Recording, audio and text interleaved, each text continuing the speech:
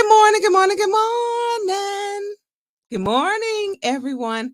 And thank you for sharing your Saturday morning with me and Mickey Jordan. I appreciate him. And if, for those of you who don't know who Mickey Jordan is my producer. I could not do this show without him.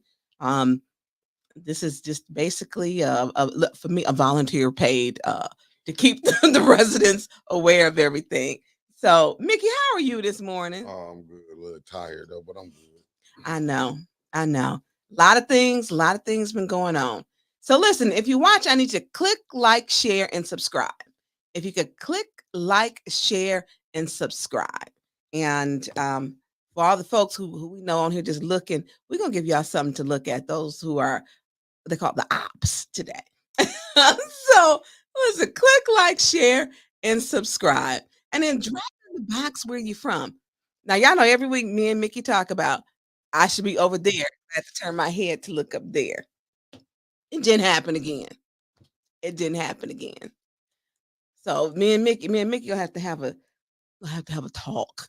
I actually want to be well in the opposite corner, I think. Gotcha. In the opposite corner. So that way I can see what's going on. So I hope everyone is doing good. I hope. There's a lot of things we're going to discuss today. The budget was passed. You know, they got mad when Liddell's got mad because I called it a Kool-Aid. The city was being ran like a Kool-Aid stand. I got a warning for saying that. No matter what I say, she tends to interrupt without asking for the floor. She takes the floor every single time. I don't even think she realizes it. Then we're going to talk about um, court. Went to court.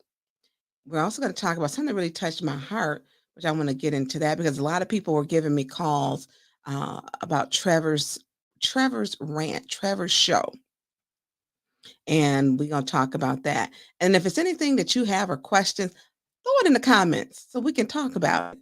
We can talk about it. We can discuss it and move from there. So to everyone to, Mickey, I'm gonna skip on to this part. There were so many people that came. Y'all blessed me. Yeah, I mean, just to look out and see the support. Uh, Yesterday during court, it was court at 2 o'clock. I just want to say a great big thank you to everyone who showed up, who came in person, for those who prayed, those who kept me uplifted, because it's not just me. This is for the residents too, because they're kicking y'all out too. I mean, they're putting they didn't put the press in the little timeout corner. Literally, the timeout corner looks crazy too. It looks absolutely crazy that they got them in the furthest point of City Hall in a timeout. I'm gonna have to. I'm gonna send that picture, Mickey, to you. So I just want to tell everyone a sincere thank you for supporting me and standing with me because it's us. It's us. You know, they did it with Councilman Eric Mays. Yeah, you can put it up, please.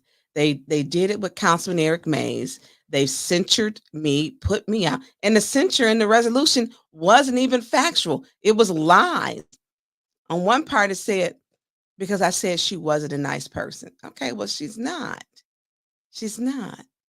You know, residents get thrown out of every single meeting for the last 2 years as the police are weaponized against the residents and against city council members. The police are used to be weaponized against Flint City Council members and against the residents who attend the meetings. Dennis Pfeiffer has had a censure. Councilwoman Jerry Winfred Carter has had a censure. And that's what they do. So that they use this tool to put you out is a way of controlling you. You have freedom of speech. I do as does everyone else. And the thing I don't think that she gets in that council chambers is the respect that she doesn't give the residents. Instead of paying attention to what's going on up here, the attention and focus is going on out there. And to Miss Luana Terry, I don't know if she's out there, but you are owed an apology for your 12-year-old daughter being spoken to and by two council members making comments that they should have never made about a minor, a 12-year-old child. Liddell was made comments about her and so Judy Priestley, and they shouldn't have. They do owe that child that mother and that child an apology. They do. So, I'm look, we late because of me, y'all. I'm just gonna say it. And it wasn't because I wasn't here on time. It is because my internet was not working at all. It's intermittent in this building. Brick buildings, sometimes you get an intermittent signal. So I was not late, but I couldn't get any internet.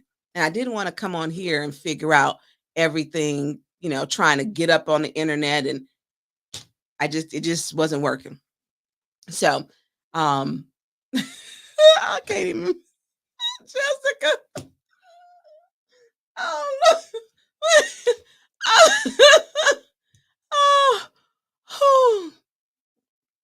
So, Mickey, Mhm. maybe I don't need to read them comments because I will be laughing. I want to give a sincere thanks to my Attorney Terry Johnson, um, who was in court yesterday. I appreciate him, and his works and his efforts as we are headed to appeals court. But we'll get into that. We'll get into that later. So again, thank you from the bottom of my heart, the top of my heart. What's the kids do, the little heart thing? Am I doing it right? Am I doing it right? I don't know. Hey, look, it look like a heart. It's a heart. Me and Mickey doing it. Is that It it? look like a Oh, heart. It's a heart. is that what? Look, thank you from my heart, everyone. Thank you, thank you, thank you. And please continue to keep me and the city council in your prayer as we, this is the never ending journey because they're able to keep going to court with city finances, which is going to lead us to our next segue. City finances.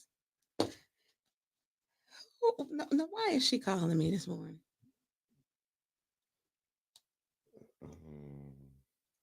This may be in the merc. Can you block me for just a second? 1 second. Let me mute this over here.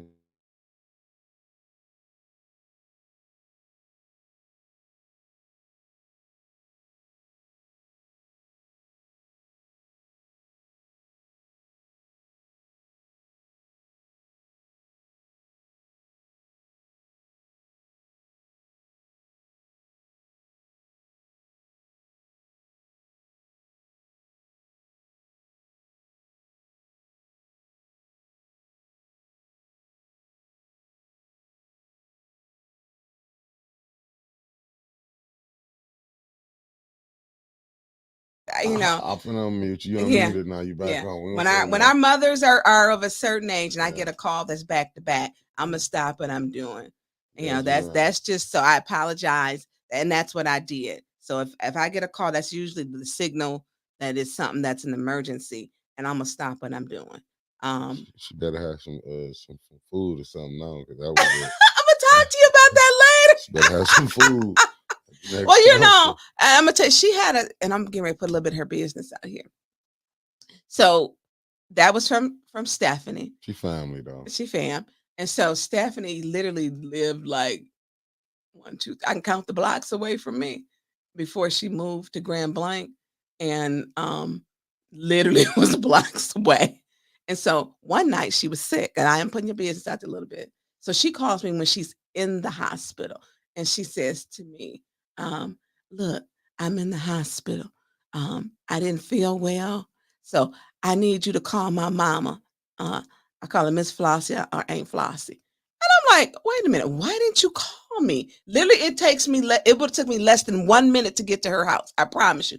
Because I've been there in less than 1 minute before when her father passed away. And so she calls me to give, you in the hospital. Why wouldn't you call me to take you to the hospital? And then you want me to call your mama to tell you about something that you should have told her yourself? That is not the call I wanted to make. I'm still mad. I'm mad at her along with something else, but she left me sitting someplace. And I didn't realize she was Mickey. She was gone till she was on. I'm like, where you go? I'm on my way to Lucky's. We were in a meeting and she left the meeting. And I didn't realize she had left the meeting. I was still trying to process information in this meeting. And she got up and walked out the door. She's like, oh, I'm done. And yes, we will be in Shady Pines still talking about when she got up and walked out that meeting. And when she decided to not come, when she had to go to the hospital. But Anyway, we're gonna get back um to what we were talking about. So again, if my heart was messed up, the little heart that I made, because that's what I be seeing the young folks do. I'm sincere. Thank you, everyone. It was some people there that I have never seen for the first time, coming from Detroit too, and from other places, Davison, who were there to support. And I appreciate y'all. And I appreciate all of y'all. Everyone. I do. I do. Put a little messed up heart back up there again. I appreciate y'all. I do. Okay. So we're gonna segue onto, before we had a disturbance, like uh Stephanie don't know, I start my show every Saturday at 10 o'clock along with someone else who called it 8:56, 9:56. That was a good call. That was okay. You know what, Mickey? We're gonna leave that one alone. Okay. I just Yeah, said it was a good yeah. call. Okay. Okay. I'll leave it at that. Yeah, that person get the business later. Anyways. So we finally, not we, they finally passed the budget. There were still questions. This whole budget process was difficult. And it was difficult because you have a council who asks the questions that need to be asked. And here's the part I did not appreciate. When you are the finance chair, don't defend because you don't know how to schedule. Take that, take that L and deal with it. We should have started. Normally they would start in April, and there's no limit on time. We didn't start in April. You didn't have enough time to answer the questions. And then they're defending saying people didn't show up to the budget hearings. The finance chair didn't show up to all the meetings. So she needed to leave that alone. Not one single council member showed up to all the budget hearings. Period. Some were held in the middle of the day. People have things to do, jobs to do, and everyone does not work in town. And they have different priorities, and you can't just stop what you're doing because you have a budget meeting scheduled at 1 o'clock, 12 o'clock. For you, it's not how it works. It's not how it works. And so again, for the second year, they were poorly scheduled, and because they were poorly scheduled, they were poorly attended. Poorly attended. um and I attend I mean, this it's just not a possibility this year, to attend, but I did watch every single meeting. And some of them, when I got back, that evening, when I was able to watch them, I did watch every meeting and took notes. And then I called departments and I emailed departments and I asked for things I needed from our city clerk, because that's the process. That's the process. But that still doesn't negate the fact that the CFO just did not have the answers. So, some of the important things, which were for me, and I can only speak for myself. I think on budget adoption day, well, we had one budget adoption day. Leon Elamine was gone, wasn't there. You had Jerry Ficardo wasn't there, and Dennis Pfeiffer wasn't there. I think that was the one that I got put out. And we're gonna talk about why. We're gonna show you why I got put out, because she's always interrupting me. Yeah. And then Judy had to leave. Then they wanted to keep me in because Judy had to leave. Why would you plan a see that's the part when you're not focused on that's not being focused on the business. Because the business is you keep everybody in the meeting. Every time I talk, is what she says. Every single time. Miss Baker, what you not gonna do? And she does it every single time. And she does it to interrupt. And it is abuse of power. It is an abuse of position. Again, it is an abuse of power for her, an abuse of position. Now, check this out. The lady called me, and I'm a slightly negate. I'll move over. The lady, the food stamp lady called me. She messing with her again. Are you serious? I'm serious. She gave me a call again. She's messing with her again. And just the abuse of power that she's doing is just ridiculous. And people can only take so much. And they can only take so much. And so we're going to get on that budget. So for me, with the budget, we're going to play first the ABC. And we were looking for the news clip. So we're going to go over, we're going to play the news clip. Mickey, can you please, like he the DJ. DJ, spin that record. Hold on, for the music.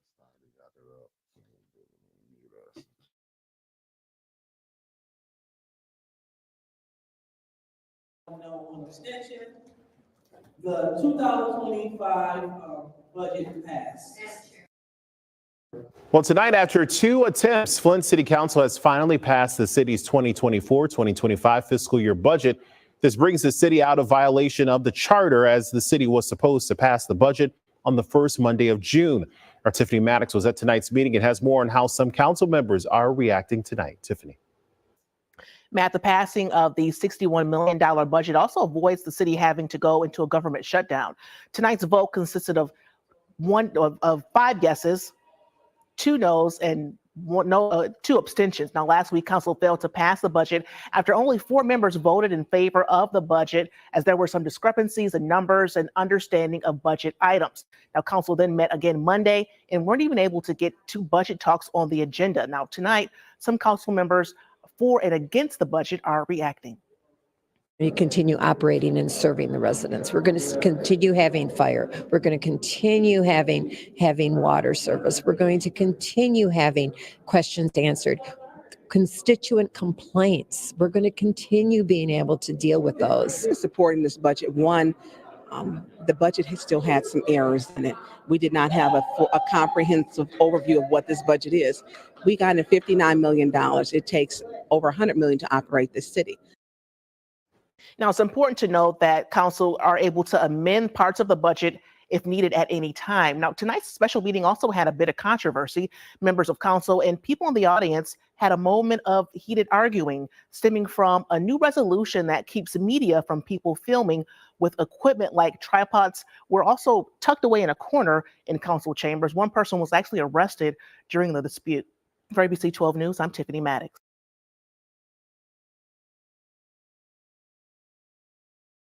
So listen, I'm gonna give Pastor Wallace shout out because it's gonna make Mickey mad.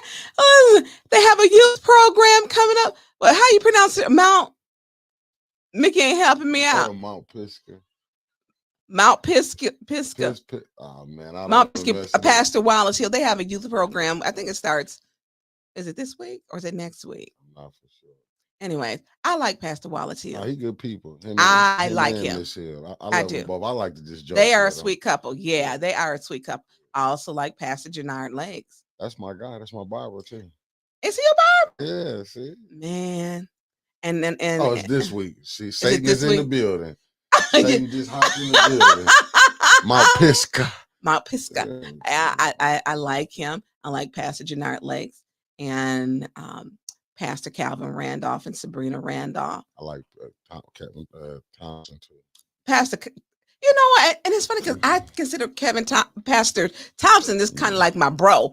Because that's how he come off like good people. I be forgetting I have to respect like not a pastor. Yes, he's just like, and he was there yesterday. Let me get my little shady heart, y'all. I appreciate you. I mean, it was, you know, he is always just, he is for and he is community. And that is what that man is awesome. So to all of them, I mean, and it's many more, you know, pastors that I do, but those are the pastors who reached out and have continuously reached out to me. Pastor Calvin Randolph, you know, and his wife Sabrina, Pastor Jannard Legs, and Pastor Hill is just a wonderful person, and so I appreciate those pastors who have reached out, because we need those pastors to step forward to be the voice. We need y'all pastors. We need y'all in those council chambers. We need y'all because you need to see it. We also need those ones who ain't bought. I'm just gonna call it what it is. The ones who ain't been promised a $50,000 check. Okay, we need y'all, because any time that something great was really done and say in a community, whether it was Black pastors or white pastors, and almost the Pastor Rowan's wife, Kim Rowland, she's always there. And it's not, you know, it's Black and white, you know. And then Pastor Larry Cool, and Pastor Larry Cool, I wish my last name was Cool. I would probably be a mess then. He was there. And these are, you know, I fellowship with it doesn't make a difference for color. But those are Pastor Larry Cool is a white pastor. Yeah, I appreciate those pastors who are there and who aren't afraid and bold enough to speak up. Because where would we be if Dr. King didn't speak up? And he lost his life in his 30s, and he dealt with all races, and he was able to do a nonviolent protest. Yes, ma'am. And I don't know if that's possible now to do a nonviolent one. Ma'am. Yeah, I don't even know if it's possible. So to all of those who have showed up, to all those who have sent me scriptures, I appreciate it. But we're going to go on to that budget. So the budget was passed. At the budget adoption, we had Dennis and Jerry weren't there for the budget adoption. And who else? No, that's it. Yeah. I didn't get put out that day. You didn't? No, not that, not for the budget. I did. I got put out for the You got put out. Well, yeah, you and I got put out. And Kawana. And Kawana Mac. Put out for the first part. I was watching it outside. It's Kawana Mac. She got put to the back. And then they threw her out. When did that law come? You can't. There is no law. There is no law. They lied. There is no law. It is not in a disorderly. They lied and made up. This the same lie that they made up and said that you cannot talk to the city attorney. The city attorney just lied. And we're going to get to that on the record. We're going to show him telling the lie. And there's nothing that stays. Because when I went to the back, because y'all know I'm going to be transparent, I told him. I said, he opened up his, see, it says right here. I said, that's not what that says. That's absolutely not what that says.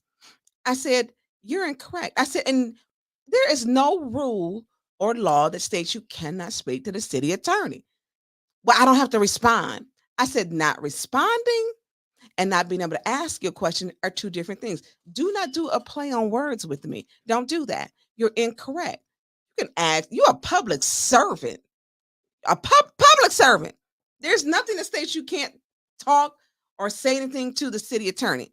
Liddell lied and Attorney Kim lied. Both of them just lied. They just lied. Lied, lied. So if you didn't get it in English, I did it in sign language for you, and I did it correctly. So that budget, my issues with the budget. Some of my colleagues' issues with one, it wasn't a comprehensive overview of what the city finances looked like. They passed a budget of $60.1 million. We have another $50 million in grants to run this city. No grants budget. They have said year after year after year, the auditors have stated, you must have at budget time all budgets, grants budget. ARPA budget was off. They didn't have, we were fixing the last day, and they said, well, you can ask those questions at budget hearing. You can ask them questions whenever you want to, because he was still getting figures. He's supposed to come there with the figures. And so when council members, they need to stop Judy, stop the crap. She needs to stop it. He should come, and no one's being disrespectful, but they need to allow us to ask our questions without them being the peanut gallery. Because when he came, and Mr. Moore and I had a very good conversation when I got put out the meeting, which we'll show. And he says, no, I understand. You're right. We do need to have the grants budget. And they don't have the capacity to get it done. Or the people, I should say. The capacity building and the talent is the people. And so we have 50 million plus in grants. We need to know where's the 50 million plus coming from, and to help us present the overview of all the budget, not a portion of the budget. If the budget is this, we get in half. We need the whole budget. And so that was issued, the streetlight assessment. It was in the booklet in our resolution for $72.18. We're doing the math on the floor the last day. Where John was like, well, no, we need to do this. And then we changed. It went from 72.18 down to 62.18. And also Councilwoman Jerry went to Carter, who is a mathematician. Now she has a degree in chemistry and she taught mathematics. And so it wasn't correct. So when you're doing a budget, it should really just be at this point, they say, well, budget hearings.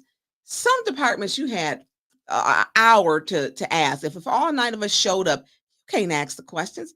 When you asking these questions, it should be open floor. It should be asked till we find out. So they were a part, poor scheduling was a part of the budget not being passed, period. Because they want everything to be done in a timely manner. Just do as we say.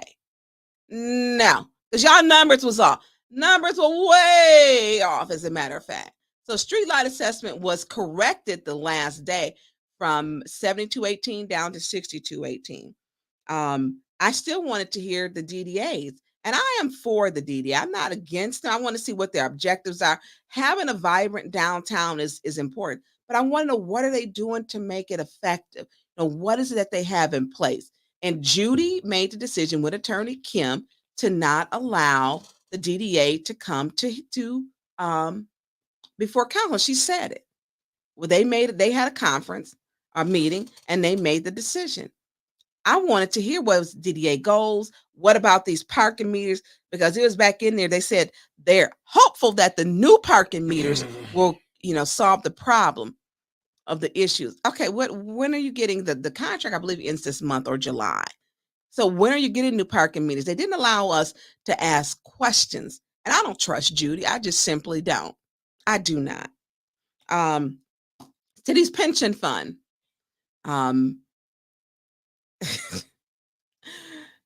We were supposed, when Jane Mager, I remember Jane was the CFO. Jane got fired.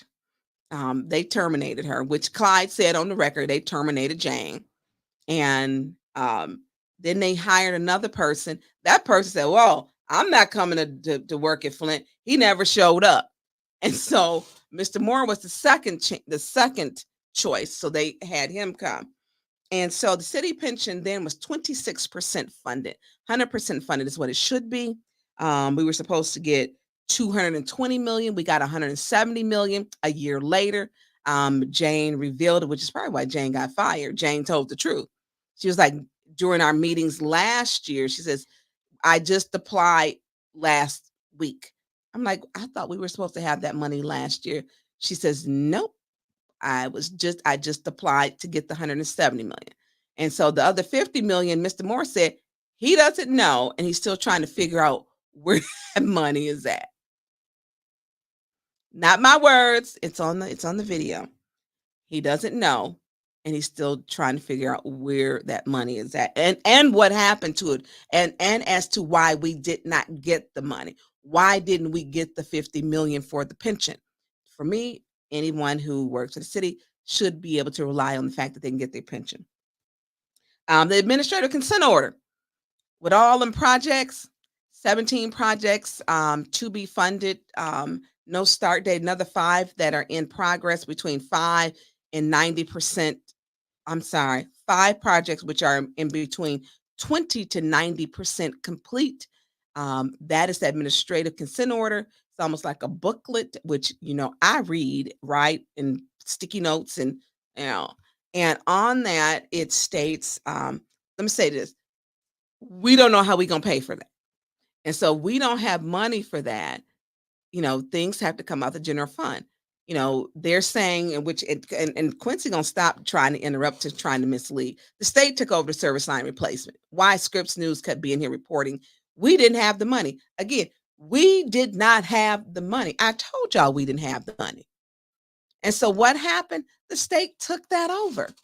Service line replacements are going to be completed by the state now.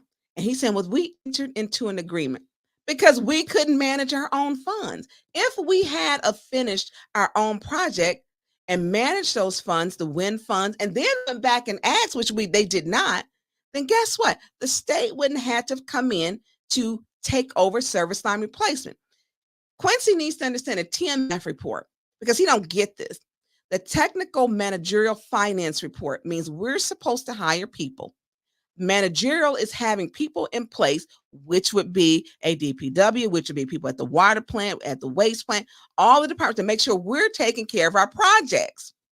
When we are not in compliance, which is we are not, and in the findings, the administrative consent order states that we are not.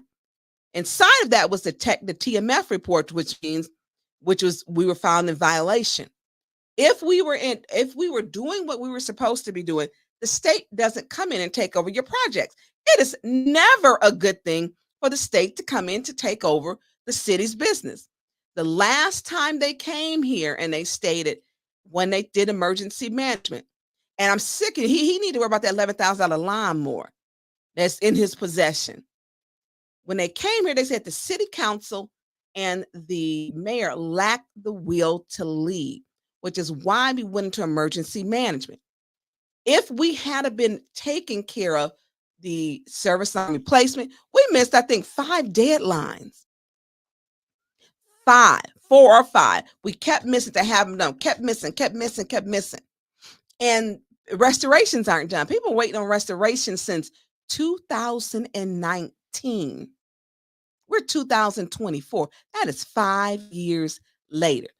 2019. Service lines are not complete. They're not. That number done fluctuated so much. They went in that back room and let them tell them, what it called. I was removed from my seat for 30 days. And they went in that back room and they told them they only had 30 more service lines to be replaced. Then Roll came out when they came out of executive session. Roll said Roll's number was all over the place. And Quincy and Dennis said, well, that's not the number we heard. That's why I don't go back when it comes to service line replacement, certain things like that. I will not go into executive session. Why? The city was poisoned underneath a veil of secrecy. A veil of secrecy. And then look what happens now. The state took over the service line replacement. Why? Flint failed to manage that project itself. Fact. Flint failed to manage that project themselves. Ben Harbor did theirs. Look, Jackson, Mississippi, everybody who had one after us, they completed theirs. I think Ben Harbor even has indoor plumbing. So the state took it over. The state, we had control over it. Why would the state come and take over? They entered into an agreement. Yeah, because the city of Flint failed to handle it themselves. It's not a good thing, not at all. Congressman Kildee, when he went on there and talked, and I thank you, Congressman Kildee, for your honesty and your transparency with Scripps News. That probably had something to do with him saying, look, you got to fix my city, Flint. When a congressman is saying things aren't done right, service lines should have been done, Congressman Kildee spoke up. I'm quite sure that had something to do with it. So Quincy's saying that, I'm sick of them. Every time I say something, when it's the truth, and we know they don't tell the truth because they didn't tell us about that $11,000 lawnmower, that $4,750, and gift cards and everything else. They didn't tell us about that, which is the reason why they mad. That's why they mad at me. But Congressman Kildee spoke to Scripps News and said, basically, that project was mismanaged. Service lines should have been done. State doesn't come in only unless we can't handle our finances or our projects ourselves. It's never a good thing when we sign into this, hey, you want to take this over? It was not that kind of a deal. We didn't have the money. We didn't have the money, period. And clearly the state looking at like, look, y'all messing over money. You got restoration. How many you got? We don't know. How many service lines you got? We don't know. Do you have a contractor to finish? We don't know.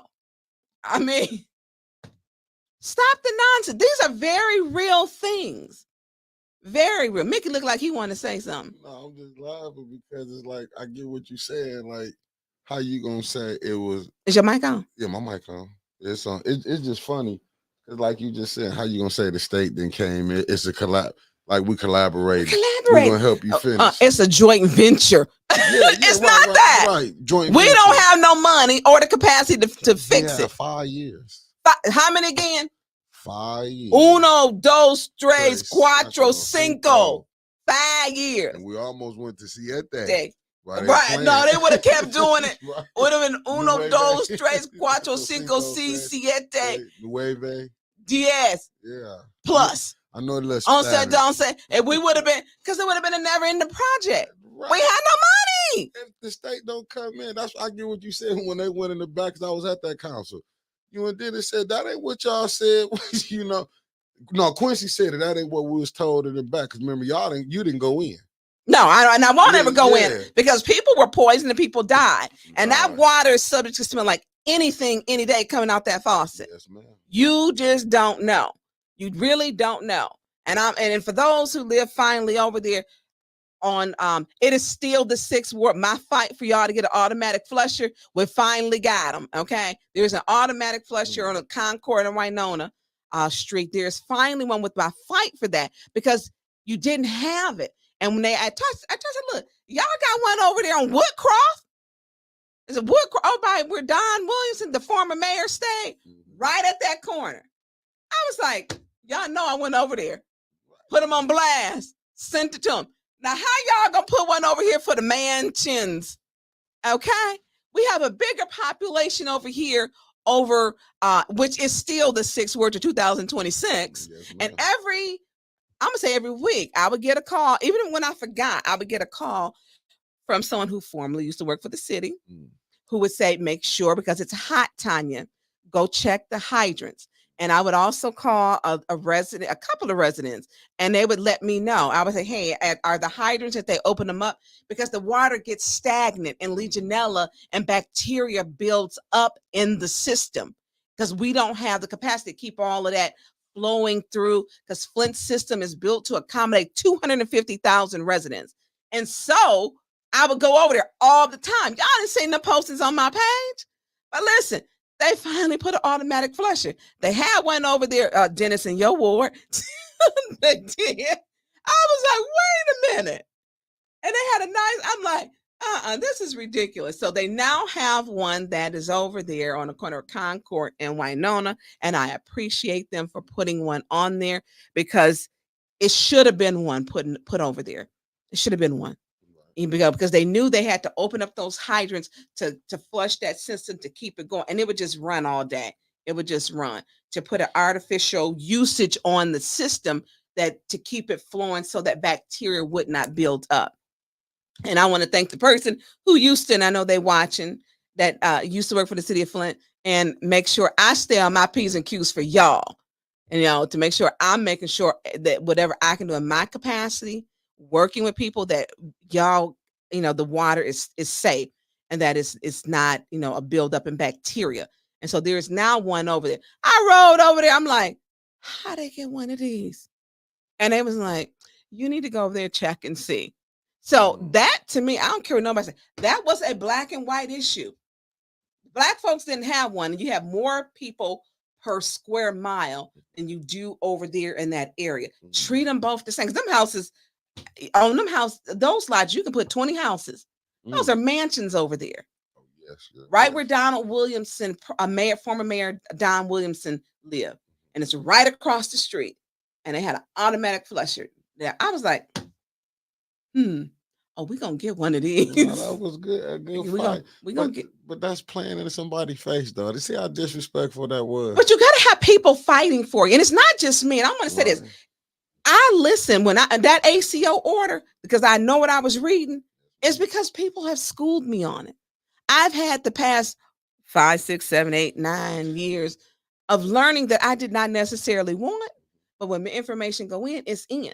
But you got to have people fighting for you and to know. And without me knowing this, people who have left the city who have said, I cannot work in this administration, but I won't leave this part hanging. I can't speak out like this, but let me help you because I want you to help. I love Flint. I still want to see the people of Flint do good. So now they have an automatic flusher, and I appreciate that automatic flusher, but they know they were shady, not putting one over there where they really needed one. But listen, we got one now. And I have I'm going to say her, Miss A. I'm not going to say her last name. And she was thrilled to pieces because she had called, and her home, they had told her that she didn't have any chlorine residuals over in her water. And that's not the standard. So, the comments. So the budget. I'm gonna finish up. So the service line replacement, which was an issue, because if service lines if we didn't have the money, guess where it had to come? And we had to finish it. It would come out the general fund. That's a partnership. And I still don't know, what does the service line replacement look like? with the state taking it over. What does it look like? Who's going to do it? Whose records are they using? Because I got people who still want it. Norbert Street, I want Thomas Street. They still want their service lines checked. You know, it's on Scripps News. I've put it up for everyone to see. Water bills are going to go up. They're going to go up, and they don't have they said we haven't had an increase with the highest water in the state of Michigan in 10 years. I'm also put up too, because you can get help for your water bill with G card. And I'm gonna put that up so that if you need help with your water bill, paying off the balance up to $3,000, contact G card. Contact G card. If you and share, don't just keep this to yourself. Share with everybody. You know, if you need help with your water bill, contact G card. I'm gonna see if I can find that. So those were some of my concerns about it, which was the grants budget, the streetlight assessment, the solid waste. Look, like I've been saying for over a year, I didn't like the fact that they married that contract with priority to the grant. There was a grant for the trash cans. I agree with that.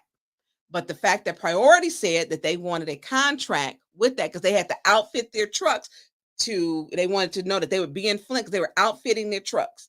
So they're supposed to be outfitting their truck to pick up the trash cans. The trash cans were a grant, but we have a no bid contract for priority. No bid, which means no 5-year contract, no bid. And so we're taking $2 million for the next 7 years, technically. But we're going to take $2 million to balance the waste fund of ARPA for priority to be paid. We're taking $2 million from ARPA for the next 2 years to balance it. Then we have to figure out how to pay it for the next 5 years. So the budget is presented into 2 years. So we're going to have a problem with the next year after that. So, and this is and Mr. Moore has stated it, and I like to put things on the record. We will either have a special tax assessment, because taxes are at the highest rate they can be raised to pay for that trash, or priority said we'll have to decrease services. I don't know what decreasing services really looks like, because the man from priority with the really nice hair has not been back since he got his 5-year contract. I mean, his hair wasn't out of place. I don't know who his barber was, and with the mousse, it was not out of place. But we do not know after the 2 years how we'll be able to pay for 5 years. And that is still kicking the can down the road. So those were a lot of my concerns. And without that grants budget, grants really tells you how you paying for people and their salaries. You know, how are we doing this? How are we funding some of these departments? And they had no grants budget. So, all right, we're going to move on to Mickey. So that was my reason for not. I need to see a grants budget. That was important to me. And like I said, kudos to my colleagues who did work, Jerry Winfrey Carter and Jonathan Jarrett. You know, everybody was. I'm not gonna say everybody was working on getting that budget to the last minute, and the streetlight assessment was still wrong. You know, but it's now went down $10, so it was decreased. But there were other concerns about that budget, and budgeting should be scheduled starting in April, and it does not need to be. You can only have 15 minutes or 5 minutes or 10. That's just ridiculous. You don't schedule. Last year, we didn't even get to all departments. We did not hear all departments, and I did not vote on it. Last year, we did not get all departments. So, Mickey, is that up? Oh, yes, what you want me? I want you to put up. So,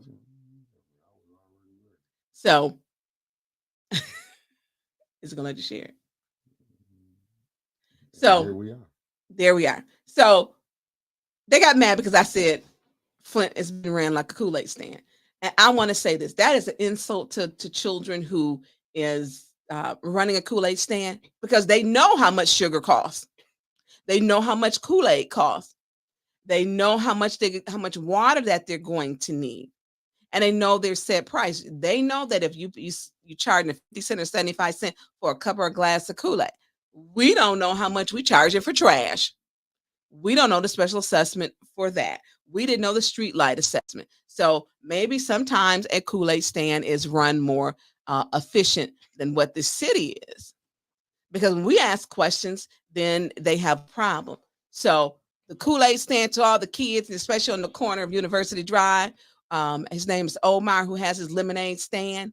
He has lemonade stand. It probably ran more efficiently. And he knows how much sugar he's going to need, how much water. He knows his profit. He probably knows if he had a pension plan, what the pension plan is funded at. He know because retirees should know. He would know. He would be asking the DDA, what are your objectives, So I don't know how me saying that the city is ran like a Kool-Aid, got me. I think that got me put out, got me warned. At this point, it's just if I'm breathing, she has a problem, but her behavior is the most egregious that lead a Kool-Aid stand up, please. And so me saying that, Ms. Burns, that's your warning. Because I said the city is ran like a Kool-Aid stand. I didn't swear. I didn't call anybody a name like she did when she called me. And excuse me, these are not my words. She called me a bitch. Quincy has called me a bitch. I've been called a bitch 3 times by people on this council. Once by Eva, Liddell, and Quincy. And I remain my cool. I have not called anybody a bitch back. I'm there for the facts. And to take care of the city business. But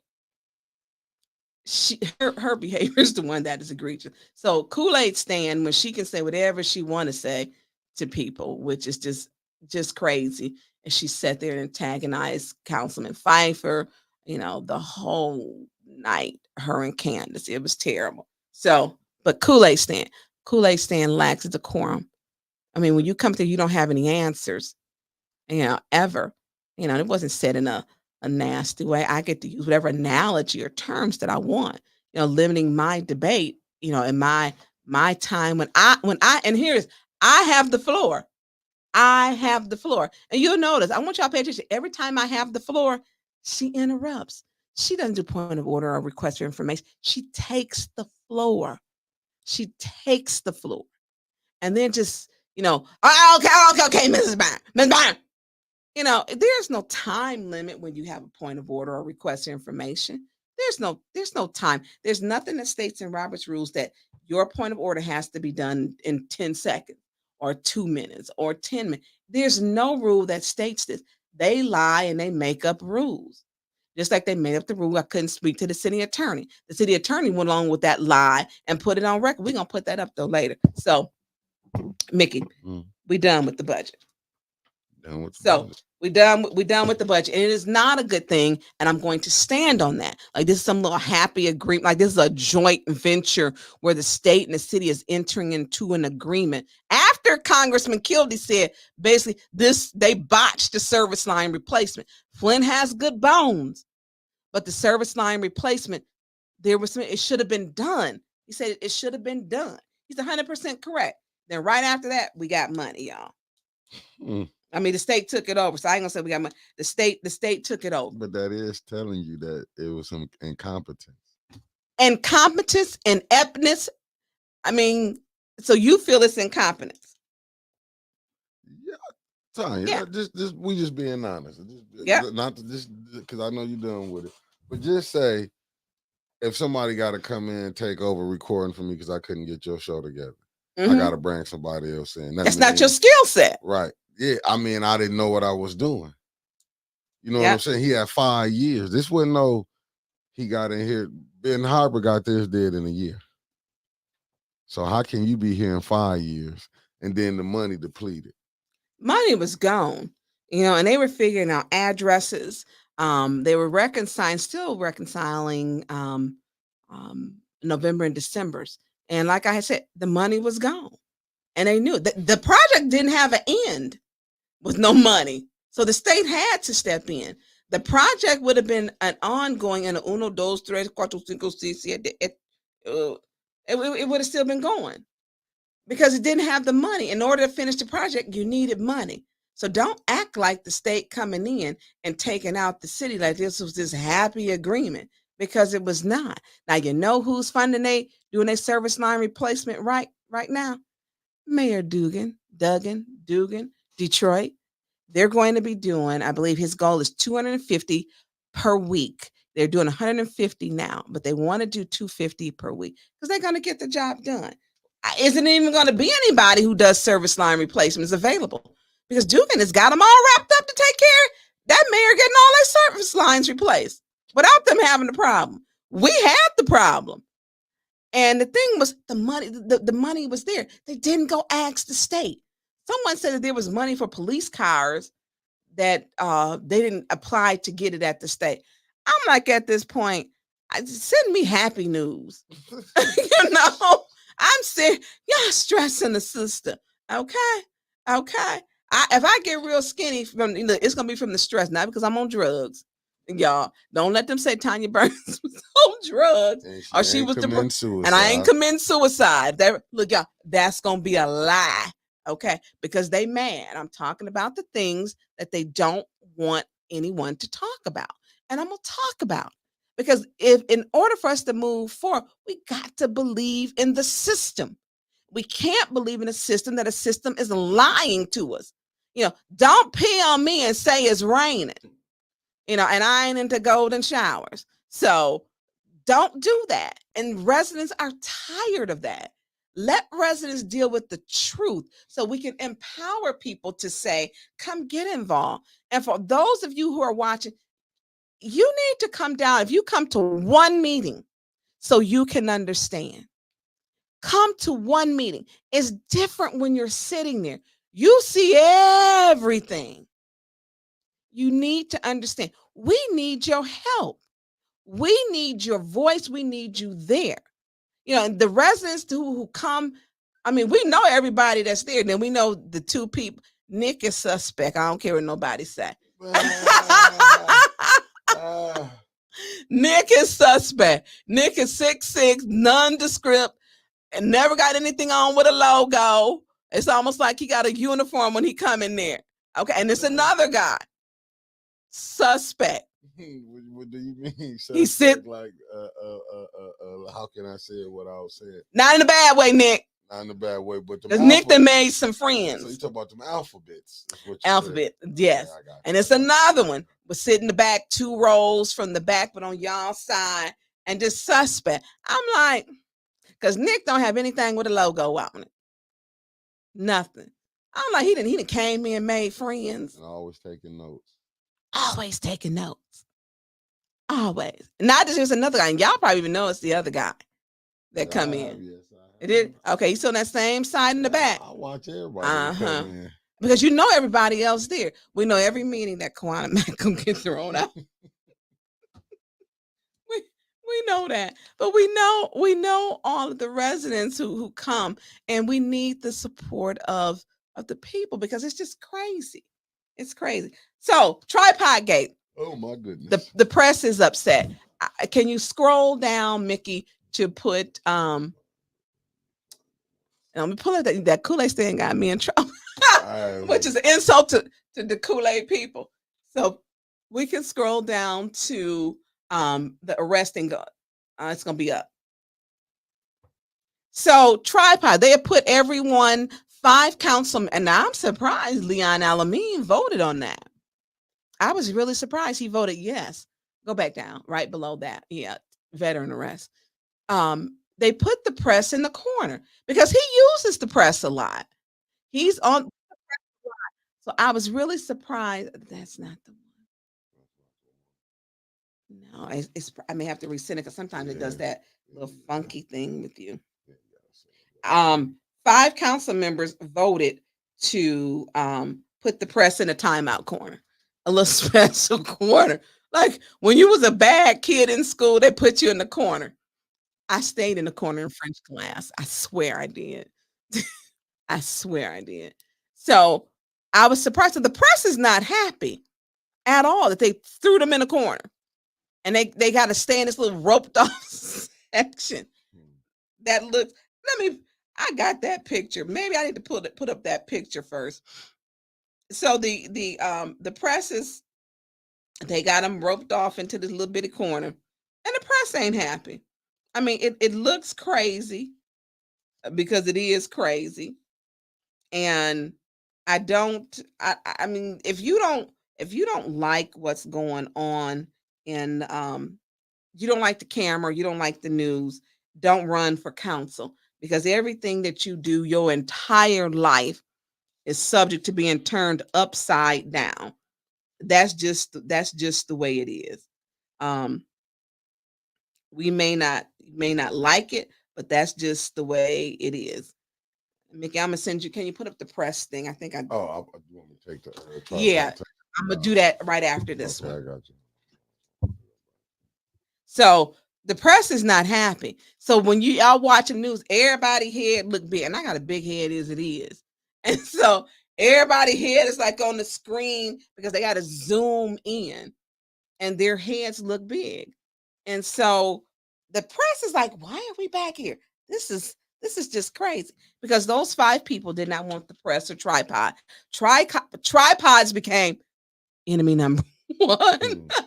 Tripods literally became enemy number 1. I'm like, I've never seen the level of pettiness. I could care less. So this is the this is the videography area where they have been sequestered to. Like they can't get out. They fenced in. It's crazy. It separates them from the public. And I truly believe in freedom of press. I believe in freedom of press. And I'm sorry they put, if it's a podcaster, I'm a podcaster. 810 is just podcast. The regular news media, the print news, video news, TV news, it put everybody in a timeout. A special little roped off timeout area. And you notice you can't even see the residents when they come to speak. One, you can see their back. And everybody want that backside seen. I mean, it's crazy. Not even. You can't see who's speaking. It limits what you can see, what you can capture. It limits the press. It's not freedom of the press. It is limited press. So that area, look, it reminds me like there's special little area. I call it the timeout corner because they sick of the press. They don't want you to capture anything what they're doing, and it's roped off with nice little signs to tell you, look, this is where you can go. You can only go within this little timeout square. This is the only place you can go. And that little damn corner. Yeah, but if you even go look for the city it was channel, crowded up in there. Yeah, but just look at the city channel. When you see it, yeah, you can hear, but look how far you coming back. What type of, why would you be down there 20, 30 feet back from? Because of the 5 rubber stamp. And like I said, I'm really surprised Leon Alamein did that. I wouldn't. Really? I thought he wouldn't have went for that one. And I wouldn't think he should go for that disorderly either, because he's got some people on his heels and his ass in that race. And this can make or break him. Now, this one was something this wasn't that, he should have took I wouldn't have voted on this one if I was him. I wouldn't have. I wouldn't have voted on it at all, because he got Carol and Rose on his heels. Then you got still Liberty Bell, JB in it. And this is making the people not like him. He's voting with them lock and step. It's different if you're voting on a resolution that makes sense, but to put the press in the back. And he does all these his housing program with the Maid Institute, gets a lot of press. When you voted, Leon, to put the press in the corner, that wasn't a good one. The disorderly one. I wouldn't do that one either, because it's the residents that they putting out. But who do he roll with? He better watch. He gonna be sitting at home, because these folks is on his heels. But who do he roll with? I would look. Okay, let's go right. Where's Eva at? Home. They just put in signature for who? Quincy. And I don't know how many did she get? 71 pages, and it's 12 71 a page. pages? Yes, ma'am. So what's somebody did the math? 700 and some change. Wow. Wow. Facts, as Rich Wow. would say. Facts. Wow. But it wasn't a wake-up call to him. Right. And you got to look at that. Yeah. Liddell has an open, I think. Oh, 852. My bad. I was 852. Man, I wouldn't have voted on that. This disorderly one with him. Your residents and first ward residents always come out. If he votes on that disorderly one, them the first ward residents. You voting against your own residents. Oh, my bad. 770. Miss Beverly in there. She said, what's she doing in here? Good morning, Miss Beverly. Oh, she in there. Leave that up there. So she turned in 770. So I would not say anything. First ward residents, in case Leon Alameen, you didn't know. First ward residents, they have called the Amen Cult, the Amen Choir, a cult. Those are the residents gonna vote you in. You vote on that disorderly. Those are the ones who show up. If the back call went out or the hat call went out, they would. I ain't gonna have. When that would go up, they would show up. You vote on disorderly with that nonsense. What they trying to do? Shouldn't have voted on tripod. I wouldn't have done that. Oh, I'll give you a better one. What Candace did to Winters just earlier this week. Oh, you didn't know when she bumped Winters when we was leaving out of the meeting. I asked her 3 times, like, could you, excuse me, can I get by? So when Winters did it, she moved up a little bit for me to get by. But Winters did, when Winters walking by, she gonna bump her. And then Winters should have filed the police report. Yeah, that's assault and battery. They're gonna say, are you threatening me? She should have filed the police report. It's assault and battery. And it's some cameras in that hallway now. They had Sonatron. Sonatron ain't cheap. They had putting in cameras. Show that when she did the little bump, then gonna try to ask her, is you threatening me? And you need to record. I don't know. They were putting them in. It may not be in you. I would ask, tell Davina, I would FOIA the cameras. She needs to file a police report, assault and battery. You can't put your damn hands on nobody. You can't do that. But they changed the law, leaving your equipment unattended to, right? Because remember when they first did it, because Paul was. And that's what, and then when Davina read it, it's read differently. No. Yeah, so I do, and I did request to have a copy of what was passed and then what was read to compare the two. Because now it's saying if he was put out, then you have to take your equipment with you. Mm-hmm. Before it was if you had any unattended equipment, if you had left, you had to take, your equipment would be confiscated by the clerk. So I want to see those discrepancies. Beverly Burns, they were limited Scripps News up front and true media coverage and reporting that captures real coverage. Script ain't your local intimidated or hush media retaliation. Miss Beverly Burns, you go, girl. Say it again. Say it. So the video corner, the timeout, the timeout corner is what it is. Media, y'all in timeout. Media is very angry and pissed off. Man, look, don't let us get media. If we get 5 votes, we're gonna repeal that back because it shouldn't be there. And for those who voted on it, shame on them. Shame on them. Shame, shame, shame, shame, shame. And here was something funny. Mr. Leon Alameen, when Liddell wasn't there, he came up and spoke to me. Shook my hand. We had a nice little conversation for a minute. And he said, we agreed at some point to talk. And I told him, I said, look, I saw your show when you was on there with Jon Snow. I said, I purposely did not out him with that show. I did not. Because I could have went deep. And I didn't. And I told him, I said, I didn't. I said, I did not. Because that's not my purpose at this time. And my purpose is I want to see him, you still in that seat, them residents still have to be served. Let them run a fair election. I've always said I don't like picking people. I want the voters to pick it. Yes, and I told him, me and him talking face to face, I told him, I said, I saw what you said and I looked at it. And so I think he thought he was checking me on that. Because y'all know, I will wait in the cut. I will wait in the cut on you. And we had it was a good conversation. But Leon, how you gonna vote to put them in a timeout corner? But when you get grants, I think it makes it hard. And I'm saying I like the work he's doing with the houses and returning citizens. I do. And they look very nice. But when you do, that's your work, you actually are beholden to when you get grants. Who's giving you the grants? Now, the video, no, I don't know if that's what made him vote to put them in a timeout corner. Y'all behinds in a timeout corner.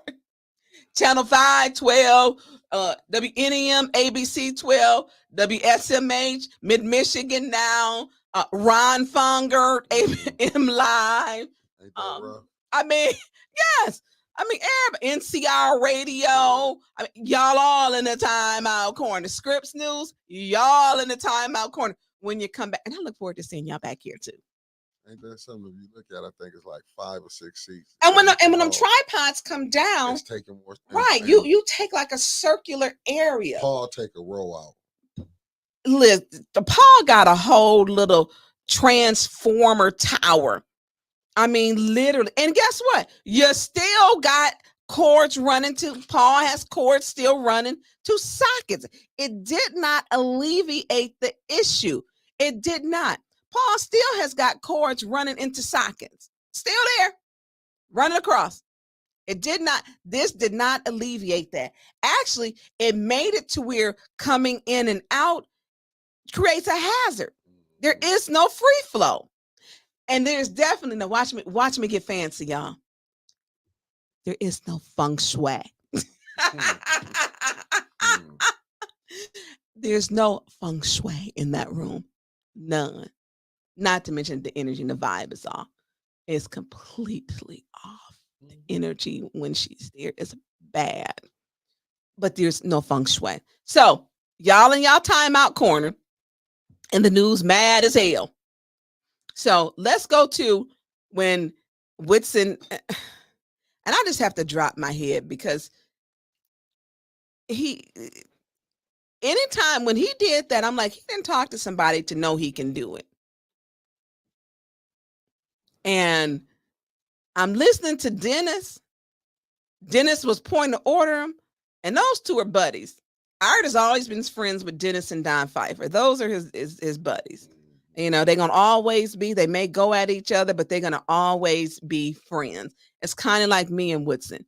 And we have, went at it. I told him, I said, you better not ever try to talk about me ever again in life. If you got an argument with me, you go to Facebook, I'm going to break your head open.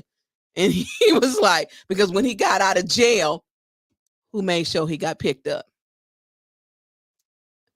Me. I had to send somebody to go get him because I'm going to look out for him. But his PTSD, he owed me $1 million check. And Pam, if you watching Pam, he owe you a check too. And Miss Jackson said she had your back too that day Leon was on there on the show. You want me to put this one up, right? You know what? They was on his head when he was on that show. On his head when he was on it. And I just told him, and I ain't see it coming. I told him, I didn't comment. One, I'm really, really busy, y'all. I need somebody my house look like a big closet. I ain't lying. All I have ever dirty in my kitchen sink is wine glasses and coffee cups. And because I don't have enough time in the day to finish. I think I finished with you last night, sitting you saw about 3 or 4 a.m. or something a.m. getting stuff in. And I appreciate Miss Jackson for having my back. She was on them. I read them comments, but I want Leon to do what's right. Don't go against the residents because those are who vote you and you have an election unless you're trying to lose. Now I believe it's going to be on this Monday's what's the name about the disorderly, which is going to put y'all in jail and everybody else. Yeah, I know. I mean, when I saw them, Art had to. Yeah, y'all going to jail. Yeah. They want to put everybody in jail. Yeah, they really. They're going to increase city revenue by putting everybody in jail. Mm-hmm. How do you make up the budget? Put everybody in jail. So I look forward to me and him having a conversation. Sometimes there's some things that just may not be our lane, but first word residents come out. And I'm gonna tell you, Carol and Rose is on his behind. And I would not. And if they're campaigning and they're going to the people saying he putting out residents, he's putting out the press. Hurt him. Carol and Rose can say that. And if Carol and Rose are saying Carol McIntosh and Rose Morrow, let me get their names right, he'll get primary. Quick. Because you're putting out the people. Everybody knows first ward shows up. If I ain't got like that bat car go out, that hat car go out, it's gonna be like what was that city? Well, that dude was swimming. Alabama. He was swimming. He jumped in. I was like, oh, look at that little young man. And he was stroking. He was like, not today. Listen, the bad car go out, you're gonna have a problem. You better get out that voting with 5, because it was very clear First Ward didn't support that nonsense of them other ones. They did not. And unless he trying to lose this race, Carol McIntosh and Rose Morrow gonna stay on that head, and you voting for to remove them cameras. You're voting for disorderly. That whole bunch of stuff that you voted no on and then double-minded and came back and voted yes on. Leon, them women ain't gonna play. These are some fearless women. Carol McIntosh and Rose Morrow are some fearless women. They fearless. He gonna have a problem because them the two, he can get primary. But is it that he just here to do one thing and get what he can get? And He's not gonna make it. First Ward Eric Mays got the most votes out of anybody. Right. Out of anybody ever.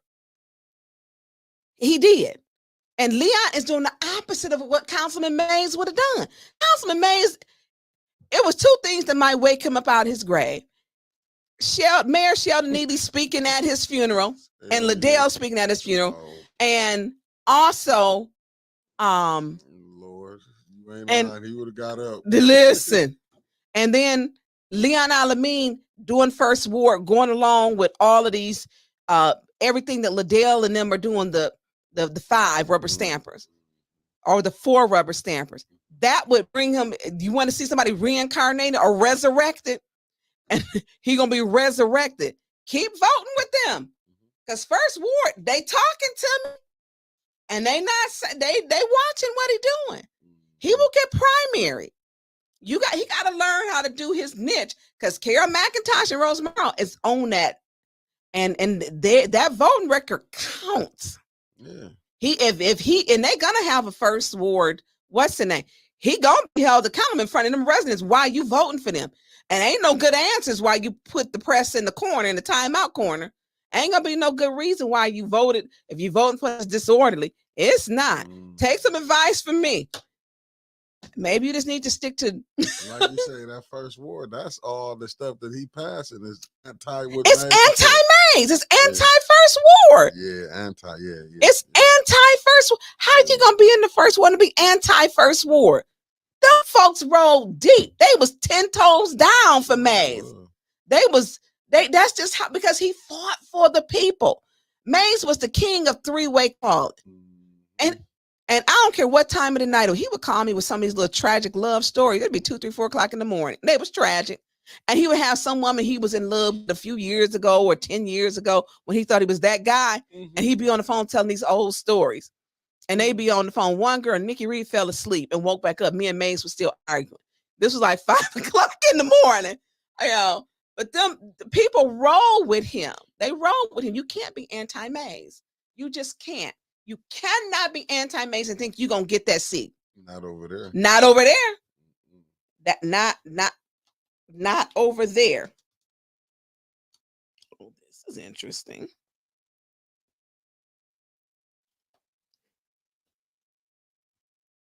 So, okay.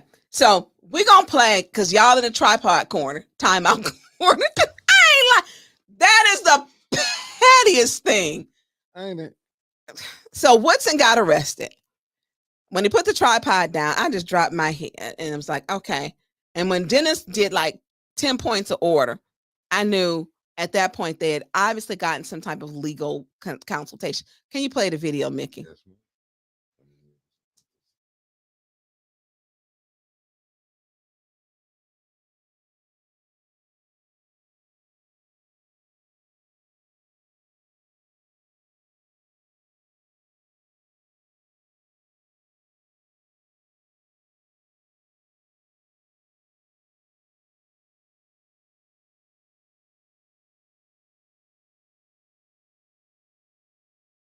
So, and before we go on talking about tripods, Mr. Woodson, that's your warning. You have been warned that we can't set up tripods. So please take your tripod to the media section. Point of order. What is your point? And it is not against the law to have a tripod on the floor. So, Mr. Pfeiffer, if according to council rules, we have a designated media area. Point of order. What is your point? It is not a council rule. Again, we have a designated media area. So therefore, Mr. Woodson. Point of order. That is your, what is your? Point of order. What is your point? You cannot give a warning and offer disciplinary actions on a resolution. Mr. Woodson, all media, all tripods have to be in the area. So since you're not going to get up, we're going to go ahead and get clarity from the attorney, and then you will get your second warning. Go ahead, Attorney Kim. Yes,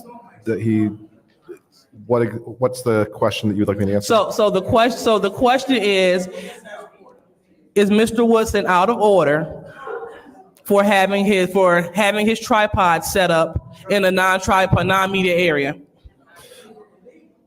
You've already issued his first warning for being in violation of the resolution that was passed by this council. As the chair, it's your authority to determine what is out of order here and what is being disorderly. So, thank you. A continued violation would justify continued action. Thank you. So, Mr. Wilson, you're asked again. Okay, so since Mr. Wilson is not getting up, you have received your second warning, and we're asking you to be removed from the meeting since you refuse to go to the designated media area. Okay, so with that being said, Mr. Wilson, you are asked to be removed from this meeting. Mr. Pfeiffer, what is your point?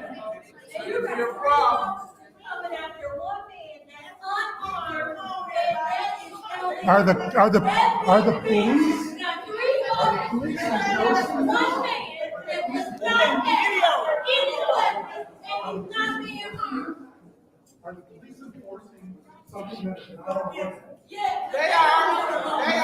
Ma'am, you're out of order and you're interfering. That is your second warning.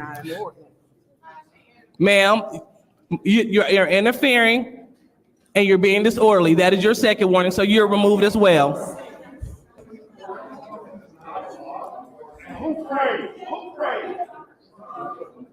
Leon.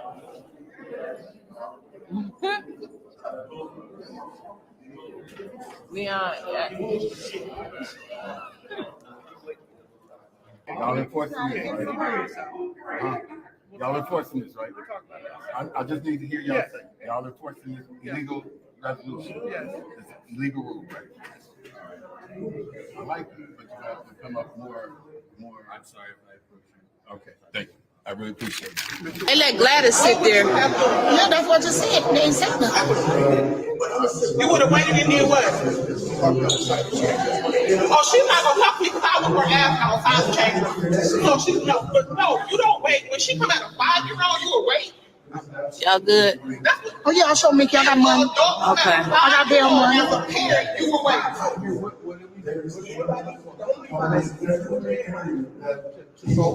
See, they only doing it to black people too. You on late bullshit.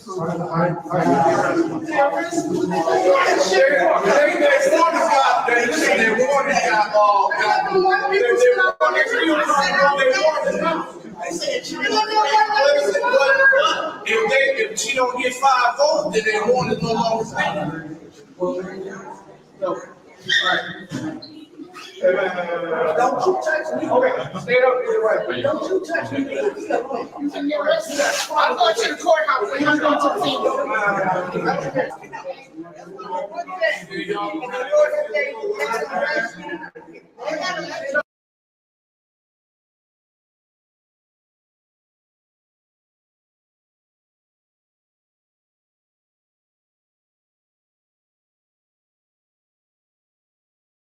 It's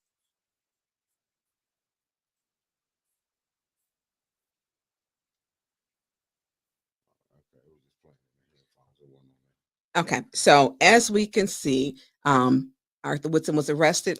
They stated that you cannot stand in the hallway, or once you're removed from a meeting, that you have to leave the building. Listen, y'all, there is no ordinance, no law, no resolution. That is a lie. It's a lie. That does not state that in that ordinance. But who we know should have been arrested for disorderly conduct, for disorderly conduct, it's the council president. I mean, she was cutting up. So we have a I don't know, what do you call it? Exhibit A. She can cuss out people and do whatever she wants to do, and it's not, and then it's, for me, it is a very clear abuse of position, and abuse of power. So they had him arrested.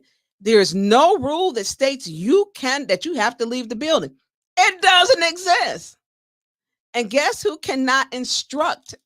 Attorney Kim can't. So I don't know who all instructed. There's 3 people, but I guess we're gonna say they're going to court. They're going to be going to court. But there is no rule that states you have to leave the building. And you cannot remove someone on a resolution. It was a resolution. It wasn't an ordinance, which requires a public hearing. There was no public hearing. So with Tripod Gate. So Mickey, if you can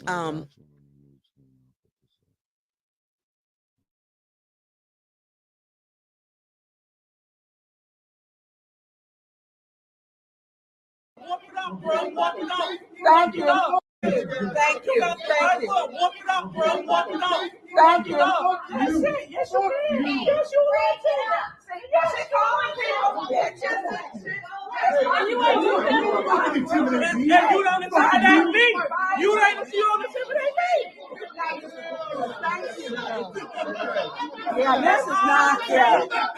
That's all I'm saying. No intimidation here. Y'all need to take y'all that's some bullshit. I'm hearing you, nigga. That's some bullshit.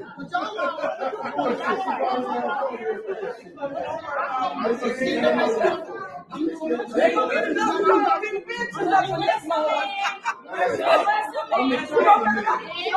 for that with the president. Just raggedy.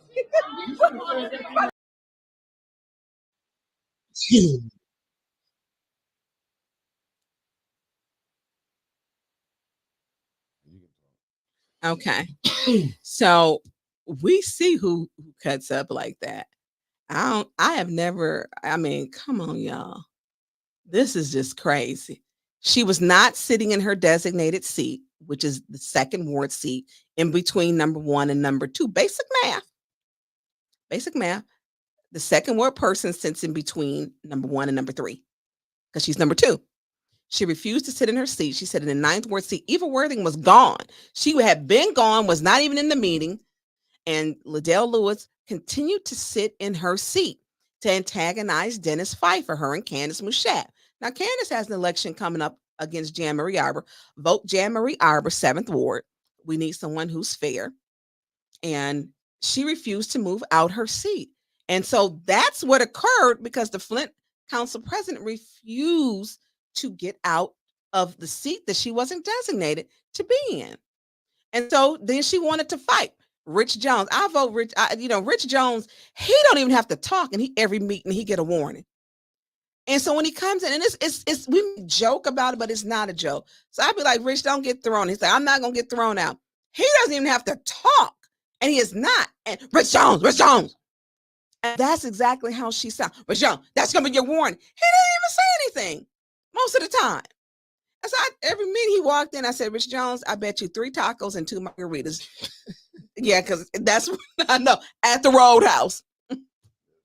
Rich, I bet you 3 tacos and 2 margaritas at the Roadhouse on Pasadena, which is owned by Dink Sosa, that you gonna get put out.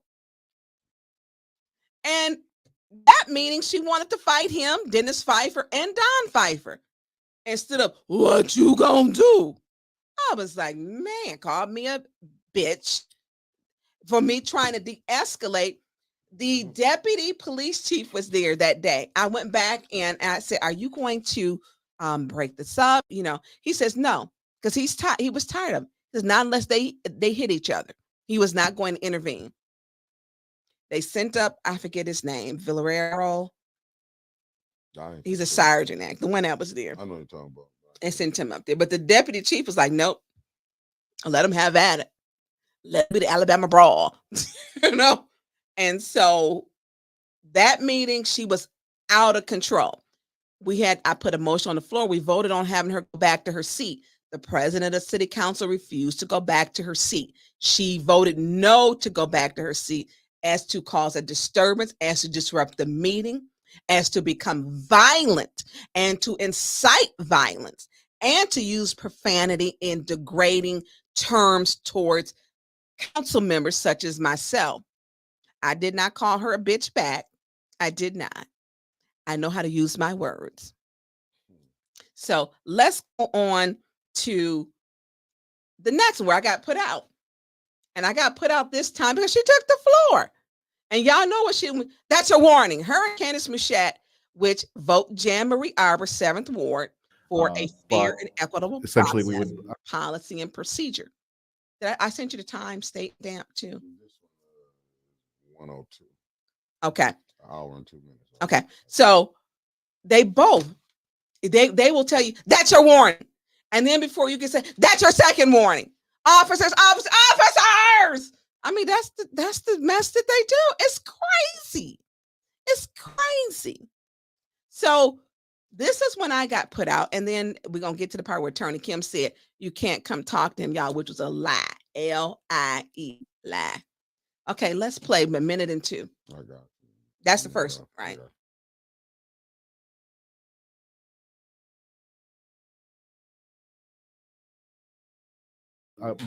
My guess would be that we would have to start making those considerations almost immediately because, frankly, there's a lot of different things that the city's involved in, and we would not want to be in a situation where we're having to rush to meet whatever deadlines in our CBAs or whatever was required there. Okay, I appreciate you answering that question for Mr. Jarrett, or excuse me, councilperson in the 9th Ward. I appreciate that. You know, people had the opportunity to attend and ask these questions at the budget hearings. They weren't asked. So, I mean, it didn't happen.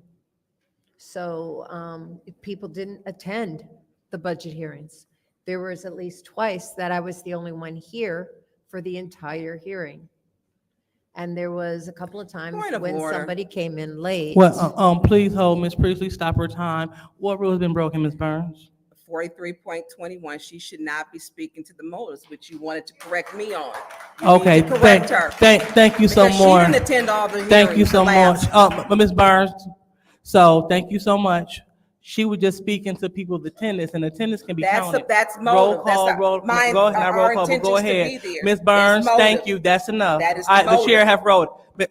That's your warning. That's 2 warnings. So that's your second warning, Ms. Burns. You're warning on everything. That's fine. No, we were, Ms. Burns, that's your second warning. That's fine. That's fine.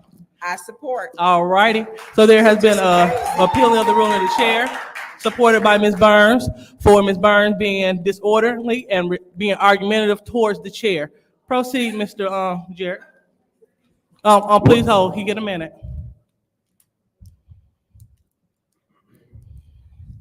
When we consider what we won't do, we should also consider what we are doing. So the argumentative is only a statement unless it gets replied to. Then it becomes an argument. So let's move this meeting along. The same plea I made to the audience. Point of order. I want to put this on the record. The chair is mocking right now. The chair is mocking over here. Bye. This is the president of the Flint City Council. She's out of order. Ms. Burns, you never had the floor. I'm bringing Ms. you Burns, to order. you never had the floor. And again, what we won't do, we won't continue to hold up the meeting and lip threats. Can I have the floor back? Go please? ahead. It's back to you. So Starts time. again, the same plea I made to you all, I make to us. Can we please just look at the what's before us here and put our blinders on to the other stuff?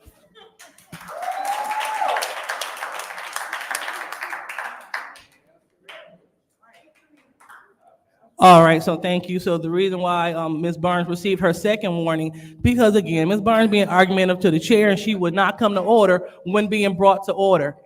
Whenever you do a point of order, you state your point, you're recognized by the chair, you state your point, and then the chair makes their ruling. You don't go back and forth and be argumentative with the chair. So therefore, Ms. Burns was being brought to order. Ms. Burns refused to stop talking to be brought to order, so Ms. Burns being asked to leave this meeting.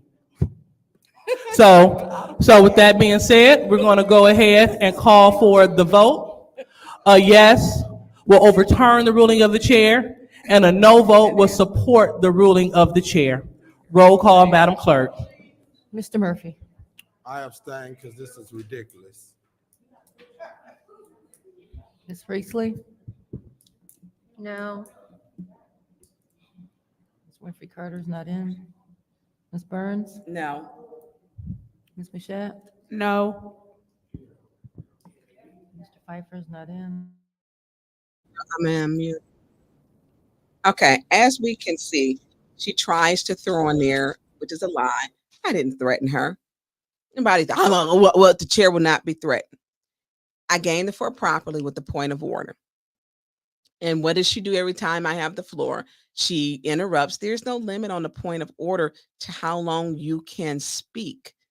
And the chair is over there, bye. Now, this is what she's doing. Now, y'all just saw her over there wanting to fight on the other video that I just showed. That's conduct unbecoming of a council member. That's conduct unbecoming of a council member. The stuff they do is just crazy.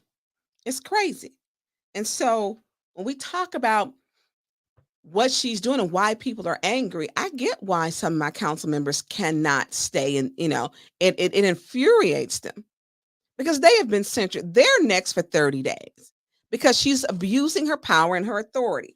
She's abusing her power and her authority. So Mickey, I think we missed 51 minutes. We need 51 minutes to go back at. Yeah, I think the 51 minutes.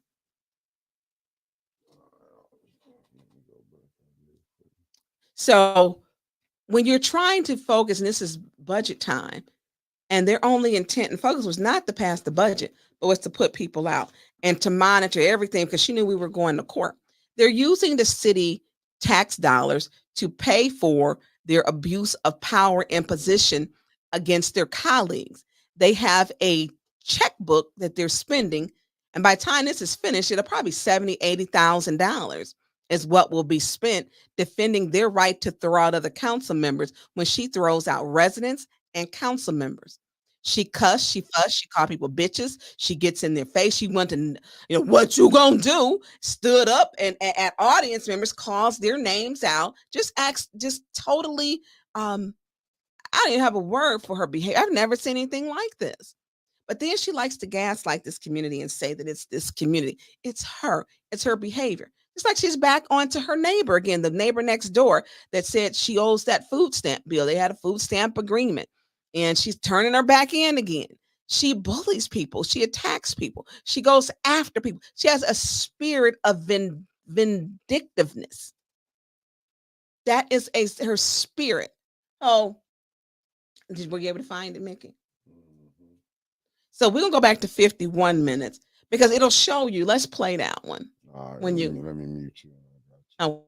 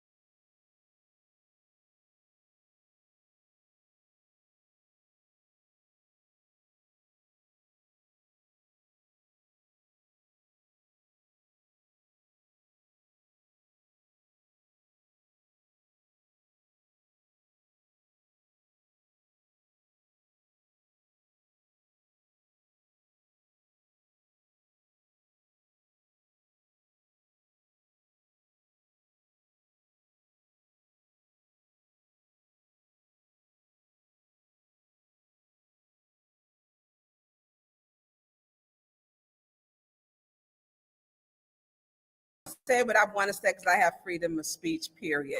And it is selective following of the charter. I didn't state anyone's specific name. I could have been saying specifically to myself, but I. So before you get up here, Mr. Moore, I don't even want to hear all this follow the charter stuff. It's only when it's convenient for some of these colleagues. It's selective charter following, first of all. Ms. Burns, So Ms. Burns, please pause their time. Excuse me, Please pause their you're not time. gonna take my time. You're not gonna take Ms. my Burns, time again. Ms. Burns, let's not speak to the motives of colleagues. Let's I didn't speak say anybody's name. exclusively. You should have Let's corrected, you should speak have corrected to him the when Ms. he Ms. told Burns. the people. Ms. Burns, you're talking. This is that- not about Ms. Burns. That's going to be your warning if you proceed. I'm fine with a warning, Liddell Lewis. That's fine, Tonya Burns. So let's be in I'm order. fine. So again, This is ridiculous. Point of Here we order, point of order. go ahead. For both my colleague in the 6th and 2nd Ward, neither of you are to be referring to each other as anything other than your council seat. Okay, anyways. So thank you so much, Ms. Machette. So, and that That is is the Robert's rules which we will respect. Again, let's not speak to colleagues' motives, and let's stick exclusively to the budget agenda. Thank you. Proceed Okay, with our and I'm time. gonna say what I want to say because I have freedom of speech, period. And it is selective following of the charter. I didn't state anyone's specific name. I could have been saying specifically to myself, but I wasn't. So you don't know who I was speaking to. So stop that. You need to stop. Now, what you should have did was corrected Councilman Murphy when he said, you heard what the fuck I said. Now, I know you heard that when he said that because I did. So, Mr. Moore, when I am looking at the expenditures and what we take in, we did not get the grants budget. How much do we take in? I don't have my laptop here with me. How much do we take in a year? What In terms of grants, I'm working on revenue? that budget. I'll be having that to the council for the weeks out. I'm sorry, I didn't understand you, sir. I have not prepared it yet. Okay. The street light assessment was off. Did we get a number for the street light assessment? I have a sheet for that. Okay. Can you tell me the number or can you tell me the number? Because, thank you. What on here is the number?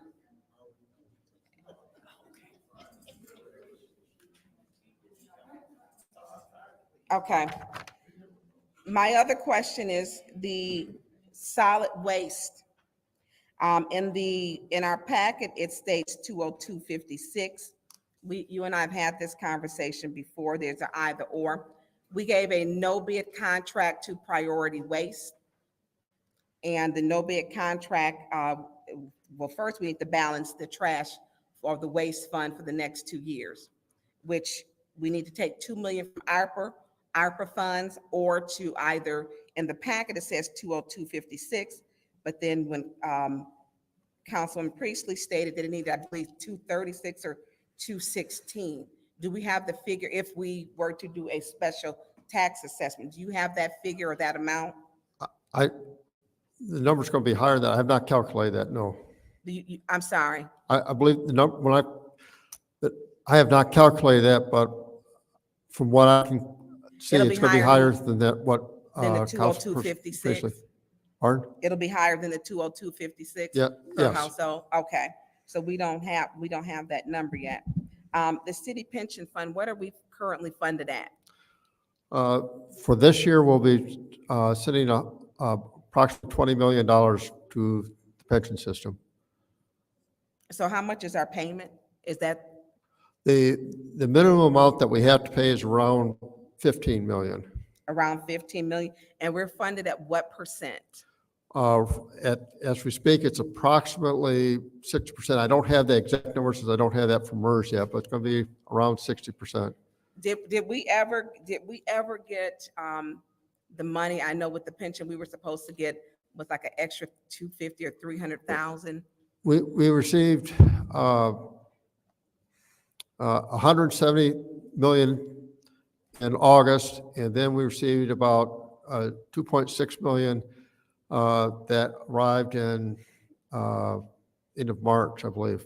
Okay, so we never got the 50 million that we were supposed to get. No, Okay, do we know why we didn't get that 50 million?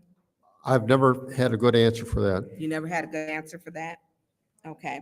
I know our service line replacement is being taken over the state of, I don't even know what that looks like, what they're taking that over and what company, because it seems like Detroit has taken every one that does service line replacements and they're putting them to work. They're doing 250 service line replacements a year. So with the state taking that over, because that would have had to have been paid out of our general fund, because our wind funds are, I believe we have 1.5 million that the state of Michigan gave us for that. And we don't have the amount of money to take care of that. How much will water bills be increased? Because I believe that was a part of our administrative consent order. I'm gonna have to wait till my second round. Okay, Mr. Murphy. I wasn't ready. Oh, yet, but I'm if sorry. it's another colleague. Not a problem. Anyone else? You unmuted? Okay. Okay, so I'm asking the questions, and y'all heard the CFO says it hasn't been calculated. The garbage, the grants, the street light assessment, it hasn't been calculated. Y'all help me, but how you gonna pass a budget and it hasn't been calculated yet?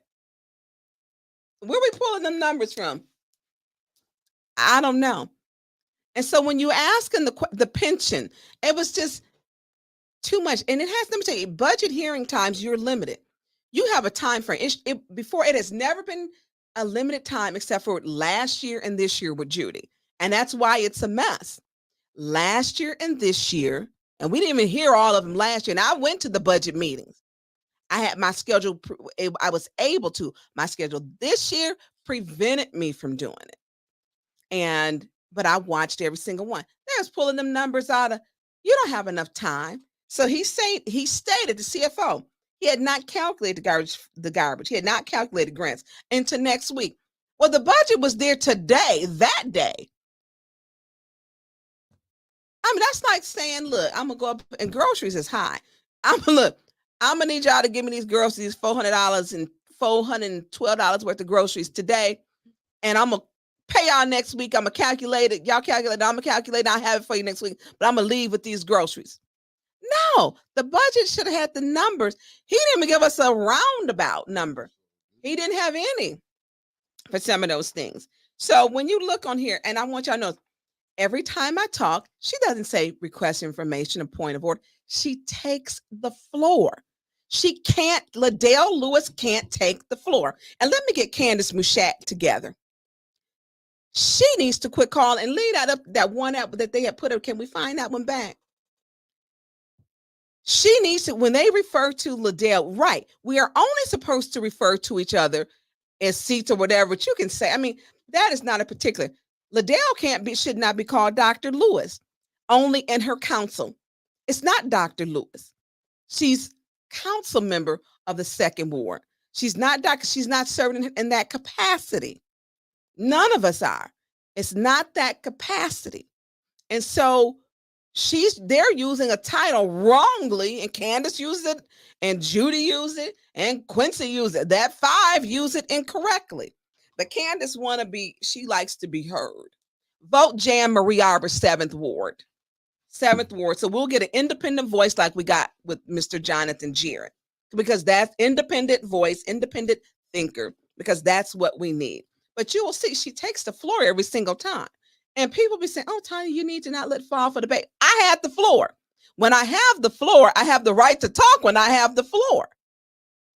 When you listening to her, she doesn't take the floor or gain the floor correctly.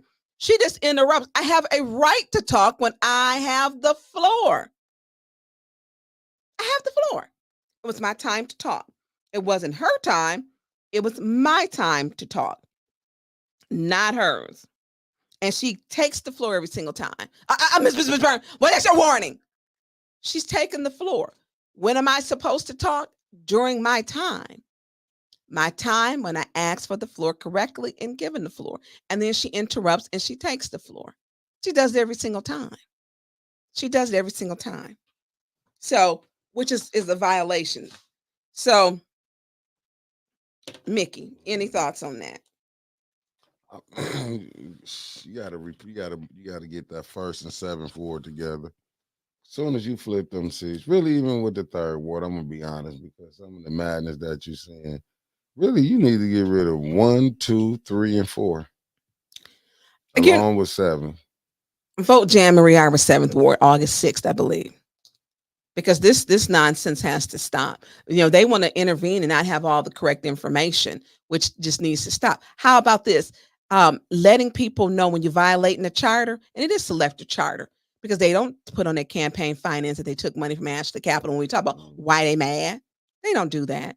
Or when Candace sent up her $300,000 and the deputy chief of staff, Ed Taylor, comes up there and says, we ain't got nothing to do with this. We didn't sign off. We didn't sign off on this. We got nothing to do with this. Look at that. We did not send the administration. Ain't nothing to do with this. Smart man. Right. Because she sent up her own $300,000 that she's affiliated with, Liddell Lewis, and they rubber stamp. Candace Mushat voted on $300,000 in committee that she's affiliated with. She voted yes on it. She voted yes on that $300,000 in committee to send it to council.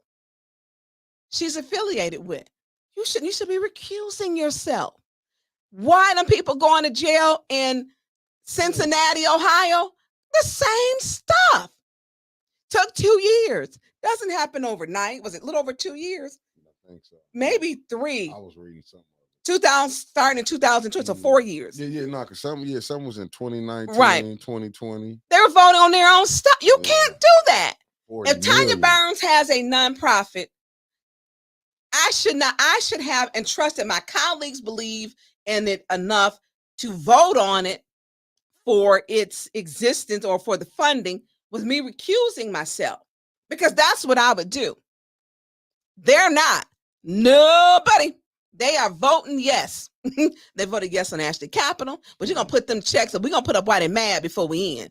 Why they mad and want me gone. So I need y'all support. And by the way, Mickey, if we get, click like, share. If you guys can donate to Cash App, $810 News Media Group, because this is how these shows get funded, by your support. If you can, there's 300 and some people that have been on here. If you can donate to Cash App, $810 News Media Group, because these are how these podcasts are funded. They're funded for just basic funding for a group of people who want to do and are doing the right thing. You all would not get this information if it was not for 810 News Media Group. And this is I've always said, Flint is a unique. This is happening in Dalton, Illinois. And I believe Jedediah Brown will be here Monday. He'll be back here on Monday. So he will be here. Residents need to show up and speak out. This is your council chambers. This is yours. If you can donate to Cash App, $810 News Media Group, because we need your support. I do not get paid in my time. And I'm going to tell you, after yesterday, I decompressed. I cut my TV. I don't even cut my TV on. The 34 charges with President Trump. Yeah, my TV don't even get cut on. It's on the music station. It is. It's on the music station because I cannot do those council meetings and people call. I was taking a call late into the middle of the night about them putting people out in the used to be the Regencies, now the Meadow. I don't even know the new name. But they put a young lady out and put a gun. Her children were in the bathtub. Put an assault rifle pointed towards the child. The security did. I think I was on the phone with them to 2 something or 3 something in the morning. I still had stuff I had to work on.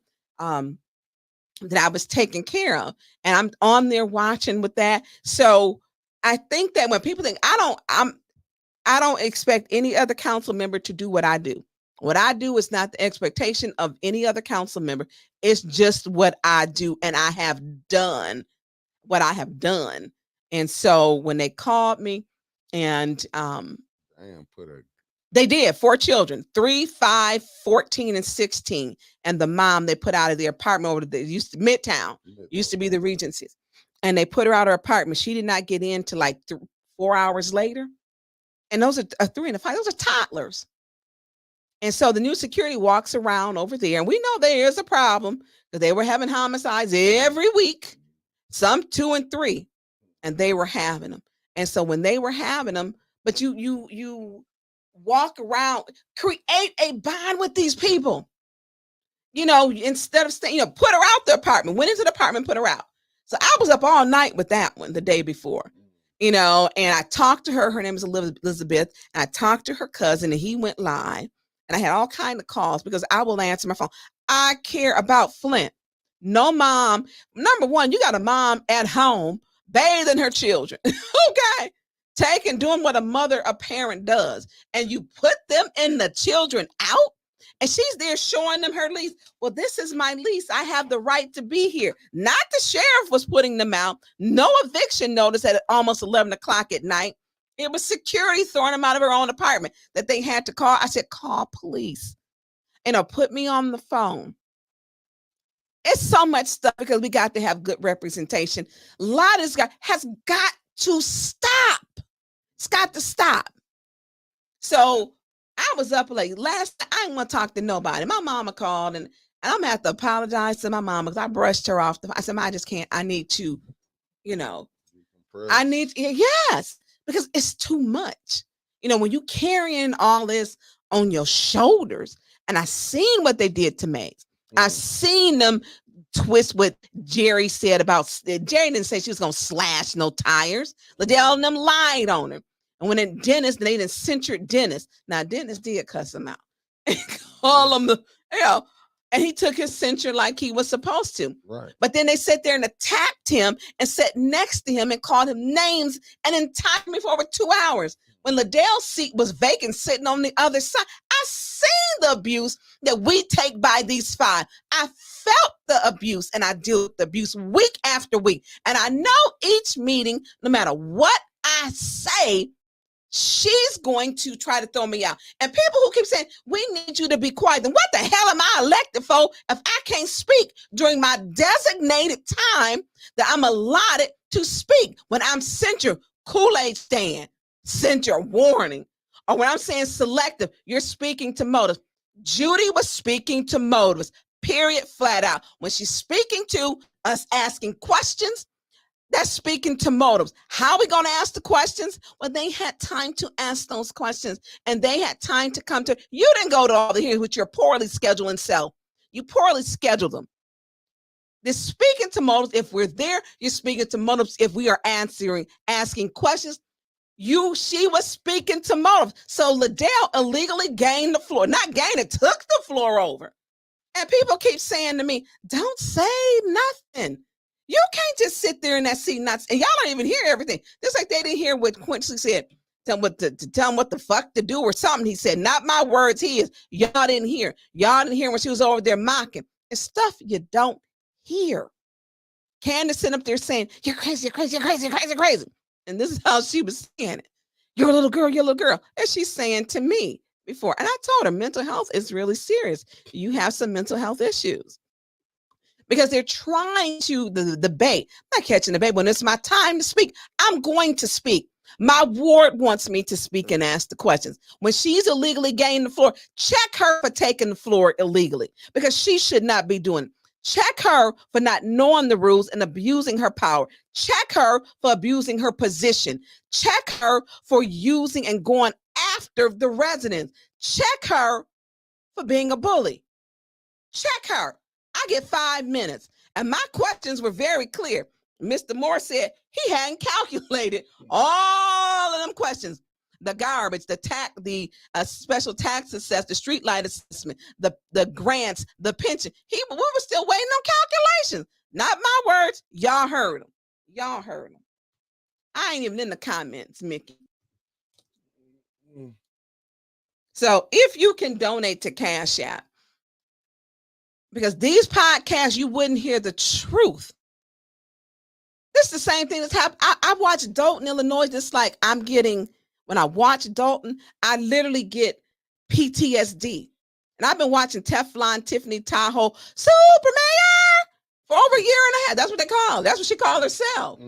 These names that people give themselves. And I would laugh, and with Councilman Mays, he'd be like, I'm the senior councilman.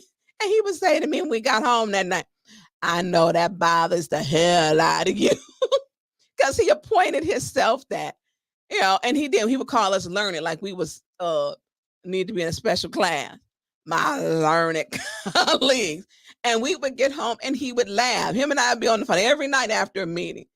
And it was just funny because they giving them, Teflon Tiffany Tahoe Super Mayor has given her this self-appointed. And it is literally PTSD because I can't focus on what I needed to, which was the budget, because I can't say Kool-Aid stand. They interrupt me for anything when I said something. They don't follow the charter. That they report that they were connected to or affiliated with these nonprofits that they voting yes to give themselves money on? No, they did not. They did not. It's the truth. I don't speak to hypothetical. It was factual. Factual. They did not. They did not. So, and Judy was speaking to motives. She was speaking to her colleagues not being there. She was speaking to her colleagues not asking questions when she felt we should ask her questions, when she felt we should be at the budget hearings, and she's saying that we didn't. I get to ask, he still didn't have them calculate. Hell, they probably still ain't calculated to this day because they passed that budget. Because he said next week, we still in the same week. So that stuff still ain't calculated probably. So, Mickey. Yes, ma'am. These folks. So the president been put in the timeout corner. There's going to be another law. Then they be like, and then these people are doing these things for lawsuits. If y'all don't put, and I'm caught, the tripod thing is dumb. Dumb, diddy, dumb, dumb, dumb. As dumb as dumb can get. Dumb, diddy, dumb, dumb, dumb. That you putting everybody in the press in the little timeout section because of a tripod. That's dumb. The dumb, dumb, dumb. It's just, it's such a waste of time. So, I encourage residents, to come out. I believe Jedediah is going to be here. He's been raising all kind of hell up in Dalton, Illinois, getting the folks to come out. And the FBI is there. We seen the indictments on Teflon. I'm calling it Teflon. Teflon Tiffany Tahoe. Super Mayor. The Mickey called them the alphabet. They there in Dalton. They are there. Cincinnati. Them folks was voting on their own stuff. One is in prison. I don't know if the other two are yet. It was 3. Did you see the ones? I got the emails about the ones locally down in Detroit. They been getting they went to jail too. That one. They getting busted. Yeah, that one in Detroit. No, he went. Yeah, they getting busted. It just why they keep thinking it's just Dalton. Yeah, they getting locally too. Just ain't hit Flint yet. So let's put up some of them resolutions. Because Liddell vote. And hey, please donate. Cash App 810 News and Media Group. It helps to give us these. And we're gonna be into this because I'm going to court. And I need y'all to go with me. This gonna go nationwide. This is what they wanted. This is what they gonna get. This is what they gonna get. Because I'm not stopping speaking out for the residents when you wasting tax dollars, when you taking money, voting on ARPA for yourself. Not one single shingle been put on a roof. Not one resident has got a single shingle. Forget a whole roof, not a furnace, not a window. Saginaw is on its third phase. So put up that resolution. This is why they mad. Scroll it down. Is that the no election? No, that's the now the 7th ward. That's when they tried to steal that 7th ward seat. No, I want the ones with the Now Candace voted no at first to approve. Nope, it's going to be a resolution with like 50,000 and 25,000, and then them checks. You can put up the checks first. I'll line everything back up.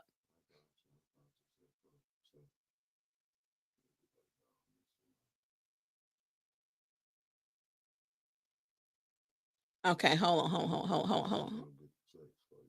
Okay, you can, yeah. Probably down to the bottom.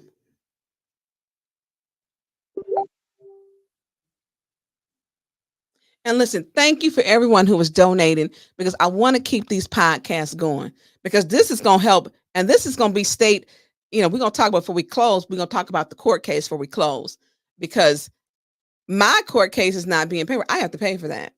That's all on me. And they spend $100,000 of taxpayers' money to make sure they can kick out residents, because what I'm telling the truth. And that's why I need your support. And I need to keep this podcast going. So when you hear, take and talk about to other people about what they're doing. So here we go.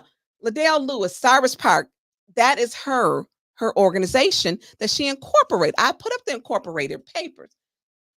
I put up the check, lawnmower donation, Quincy Murphy. So Mickey, I'm going to put up next. I just sent you the incorporated paper. Cyrus Park Neighborhood Association, Ashley Capital. They turned around and gave them a $72 million tax abatement, and then voted yes to give them $3.25 million of our ARPA funds. Yep, put that one too. Vote Jan Marie Arbor, 7th Ward. So, who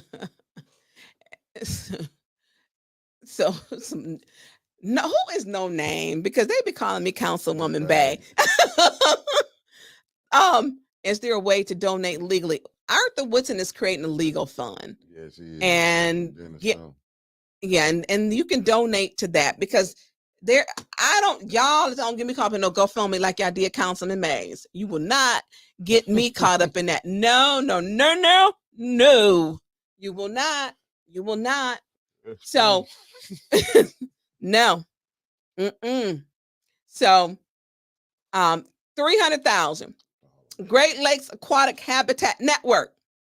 So this was presented by Councilwoman Candace Mushat, the interim 7th Ward, where she put up a resolution for 300,000 for herself. Now, see, this is the part where they need to leave me alone when I'm focused on the budget, but they still just can't stop and still want to just come at me, because I still got other artillery in there, okay?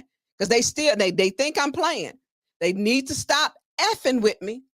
So she brings this is the one where Ed Taylor was like, that's like his move. He's like, check it out.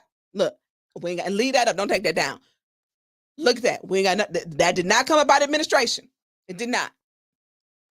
She sent that up. That is her nonprofit she's affiliated with. Candace Mushat voted yes in committee. She's been telling people that she did not vote yes. She voted yes in committee to send it to council. Liddell pulled it off the floor for city council. Candace Mushat put that up there. Listen, y'all, hit the like button. Somebody said, click the like button. Click. Tap. And I got almost a busted nail now, y'all. It's time for me to go give. But listen, hit them likes on Facebook, y'all. Hit them likes on Facebook and YouTube. Hit on my YouTube show a heart though. And so, okay. So hit them 100s, the hearts, the likes, hit them likes, YouTube and Facebook, because we need to throw this out into the atmosphere so we can say Flint and other people who supported Flint, they fought for justice in Flint. This is a fight for justice. This is a fight for the people. This is a fight for what is right. Hit them likes, y'all, so we can get that algorithm. Get that out there. Mickey, you should be able to be seeing them likes. Sure. I'm on the YouTube side. Hit them likes. I need someone to be hit them like I'm like, Hit them likes. Hit them likes on Facebook. Hit them hearts, likes. Hit them on YouTube. Hit them likes to change this algorithm, because this is a win for everybody. This is a win for everybody. So that wherever you live, that because this is setting state, or this is setting a case precedence that you won't be able to put out council people. But we're going to get into that. So Candace Mashat did vote yes. This is the resolution she brought forward. The administration, Mayor Neely's administration, said they did not bring this forward. Not my words. Them was Deputy Chief of Staff Ed Taylor's word. She brought this $300,000 resolution forward that she's affiliated with. I called Jill and spoke to, I think her name was Stephanie, and they are up north, and they're her fiduciary for this. So they're her fiduciary, and they do groundwater. They don't even do drinking water. And I do my homework. So she sent this up. Vote Jan Marie Arbor. She wanted to get her $300,000 to be paid. Jan Marie Arbor, 7th Ward, someone has a fair, equitable voice. And see, I don't even have time for all this, but they want to keep coming for me. And they need to stop it. When you're there for the people. And sometimes that may be at odd times of the day, times that you don't want to respond. She did vote yes for $300,000 to send it to committee for her nonprofit she's affiliated with. This is it, y'all. This is it. This is hers. And so they can quit telling them stories. So Mickey, we got enough. Cyrus Park, she voted for her friend, which is going to be Liddell Lewis's, which to give her $50,000 and then $75,000. They both voted yes in committee. That was the second round. Yeah, buddy. So she voted to give, Liddell voted to give her nonprofit $25,000 and then $50,000. And she is the incorporator. You can go on to LARA, L-A-R-A, State of Michigan, it's on there. Not only one round of funds, and there's not a single shingle put on the roof, but she voted 2 rounds. Where the $50,000? You got the $50,000? So they voting to give each other money, knowing that they're affiliated. Knowing a good council president would say, hey, you need to recuse yourself from this. Let your colleagues, because what you're doing is so great, vote on this. They like, I'm going to vote for it. And they vote. Them folks in Cincinnati, Ohio, in prison now. They're in prison. They should be recusing themselves. Cincinnati, Ohio.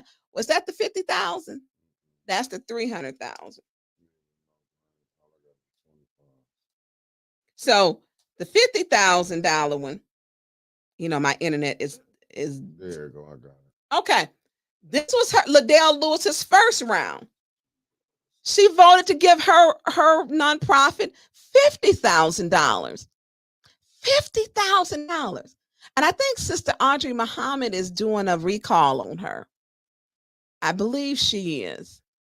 Or Bev turned it in, I think, or someone, I don't know who all doing it, but there's a recall. I think they started getting signatures, I believe. I believe they, sure. Yeah. So that part, but she's giving herself $50,000. She gave herself 2 rounds of ARPA fund, not 1, but 2 to that nonprofit. Now, can you put up the incorporation paper, which should be down towards the bottom? Now, this says Cyrus Park. And so I heard Trevor say, well, Junie said in finance, well, I took finance class and got an A. But when you do the paper trail, well, it's the corporation is separate from, but Liddell is the president of the Flint City Council. And finance class, it doesn't tell you, who the incorporator on that, y'all? I need everybody. Liddell Lewis is the incorporator. She is the incorporator of Cyrus Park. He says, well, it's separate from the Judy. You must have got a C in that because it goes back to her. 10% will go to the fiduciary. The rest goes back to the nonprofit. The incorporator of it was Liddell Lewis. Liddell Lewis is the incorporator. She is affiliated with that nonprofit. Gave herself not 1 round of payment, but 2. First $50,000, then $25,000. She gave herself the money. She voted to give herself the money. She voted yes. Now, if that was me and I had a nonprofit, I would say, look, I need you work with your other members and let them vote for it. Let them vote for the project. Let them vote for it. Even as far, and I call myself, even with Quincy, I know what Quincy's doing in Dewey Park. I lived on Moore Street. He wants to spend the 30,000, 29,000 of it, and he wants to spend it in Dewey Park. Now they talked about his resolution and his friend, his Fab Five. I'm from that hood, and look, they didn't let me out much, but that project, that money is being spent there, and he has a right, and I see what his vision is. But they didn't tore apart how he should be doing that, to where I don't think they're supporting him spending that. So, but we have to have that money spent or allocated. But I want y'all to see the incorporator. Who the incorporator on that, Mickey? Should I say Dr. Liddell? Are they throwing that doctor off there like that? Liddell Lewis is the incorporator. That money ultimately goes back to the nonprofit she is the incorporator originator of. Now, on the first round was 50,000. She voted yes to give herself. She voted the nonprofit she's affiliated with. She voted a second round to give 25,000. I mean, it got good. Hey, 50,000 ain't enough. We're going to give another 25,000. It got good. It got good. It got good. I got 5 votes. I got 5 votes, and them 5 votes voted not 1 round, but 2 rounds. Now, them folks in Cincinnati, and people need to understand, you don't go, FBI don't tell you necessarily when they come, and they don't. Ask Tiffany Tahoe, super mayor, that's there now with them indictments. The Googler, TikToker, YouTuber, whatever you do for your search engine, they're there now, and it's serious. It's serious. So I'm just saying, vote Jan Marie Aubrey. Because Candace sent that 300,000 up, and Mayor Neely sent Mr. Ed Taylor up there of the administration, and he said, we didn't send this up. They didn't send it up. Ed Taylor said we had nothing to do with this. Administration backed off of that like, I don't even know. I mean, like it was the plague. The bubonic plague, Ebola or something. They was like, we got nothing to do with that. And that $300,000 is what Candace Mushat sent up with her nonprofit she's affiliated with. Now, remember, they just went to Dubuque, Iowa, which was Candace's job. And I think we have that one too, Mickey. On the taxpayer, and we have talked about that last week. And this is going over, ball. And they went to Dubuque, Iowa, and Dubuque, Iowa, it was for her job with the Flint Water Lab, and it states that on it. The Flint Water Lab is not associated with the city of Flint, not at all. But they went to, now that's where Quincy on, that's where Habitat for Humanity said, look, y'all ain't gonna get us caught in this mess. You own that lawnmower. It is in your possession. That one, Dubuque, Iowa. They went on a trip with her job. So it states Candace Mushat down at the bottom, Flint Water Lab. That is not affiliated with the city of Flint. It is not Flint City Council. She traveled on the Flint City Council budget. It states Flint Community Lab Director, not Flint City Councilwoman.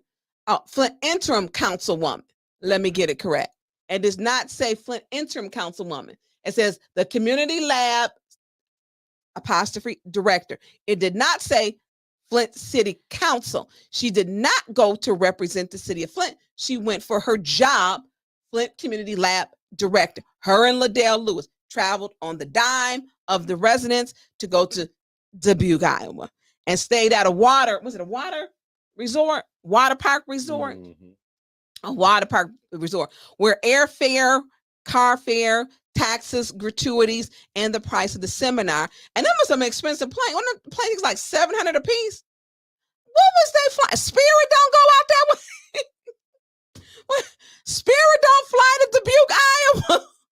I mean, them tickets was high. Almost $800 a ticket. to Dubuque, Iowa. So we're going to move off of this one.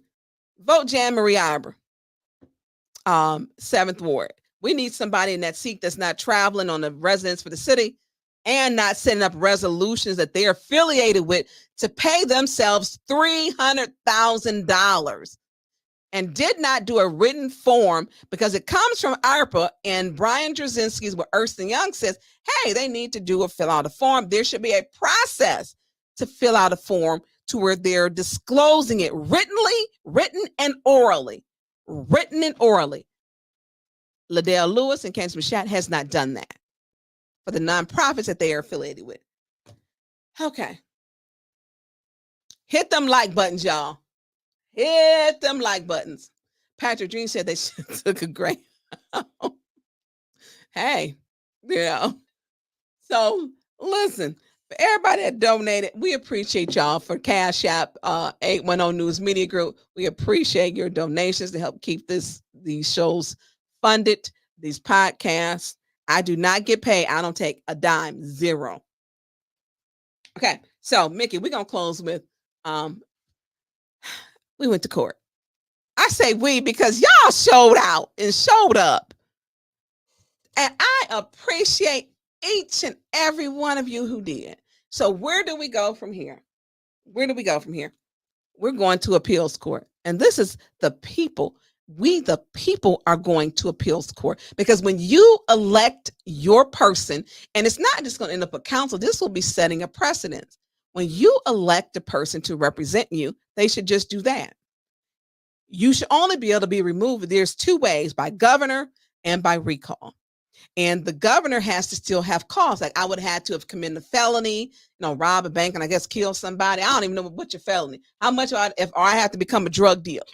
I mean, I have to be a mob boss to become a drug dealer. And that take a long time. So I'm not a drug dealer or a mob boss, and I haven't killed anybody, and I have not robbed the bank. I don't know, I might have to rob a bank to pay for all of my attorney fees because this stuff keeps adding up. I am not being represented by the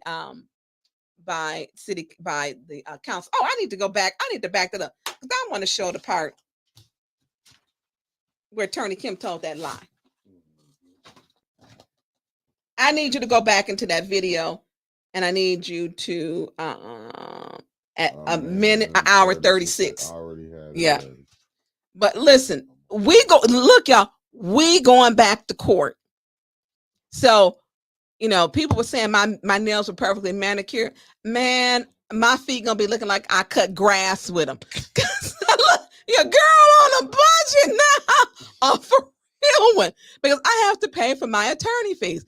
My nails gonna be really busted up, y'all. Literally, and Stephanie be like, she never has time to go get. She says, I knew that he was lying because you ain't never got time to get your nails done, and I don't. When the nail salon send messages through your friends, sent one through my friend Aquana Sudia. Tell her to come get her nails done. She has not been here. Tell her to take time for herself. When they send you a message, it's been too long. But they do a good job that I don't break them, unfortunately. But I think this one is about to be broken. I need to get to the salon, and I do, because I got to cut these down, and my nails grow over them. And they last. They do a good job because you can't really tell. I need them done, But my nails and my feet gonna be cutting grass. All the tall grass in Flint, my feet may be able to cut the grass. Because them joggers gonna be looking rough. Because we're headed to the Michigan State of Appeals Court. Unbelievable. Because when you elect somebody, you elect them to represent you. I'm not gonna steal no money. That ain't me. I'm gonna do what's right. I listen to what my residents want. I take calls. Every council member does not have to do what I do. I take calls, and they're not even in my ward all the time. You have to do what my style of helping my residents just different. It's just what I do. Everyone doesn't do the same thing. I mean, this is, I don't know. I sometimes I don't know how I do it. I mean, I do because I care. And I know we could have a better city government.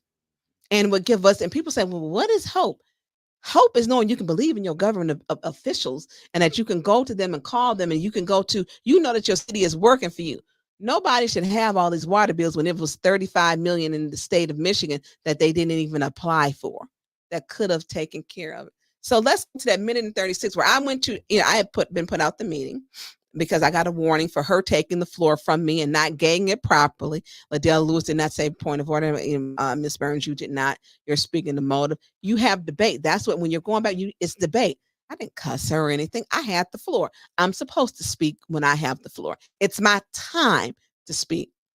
So when I was sitting there, I went to talk to Attorney Kim, and I asked him a question. So Candace Mushat interrupted, and then Liddell said, you can't talk to the city attorney. You can't talk to him. He's our city attorney. You're just an audience member now. She needs to grow up. He's the city attorney. He's a public servant. He's paid by public tax dollars, period. That's how he's taken care of. Public tax dollars. There's no rule that states you cannot talk to the city attorney. They just be lying. And guess who got drawn into that lie? The city attorney told a lie. And I'm gonna let y'all listen to it. You can ask him a question. He doesn't have to respond if he chooses not to. But he is a public official. He works for the public. He serves the public. He serves the public. So let's play it, Mickey, please.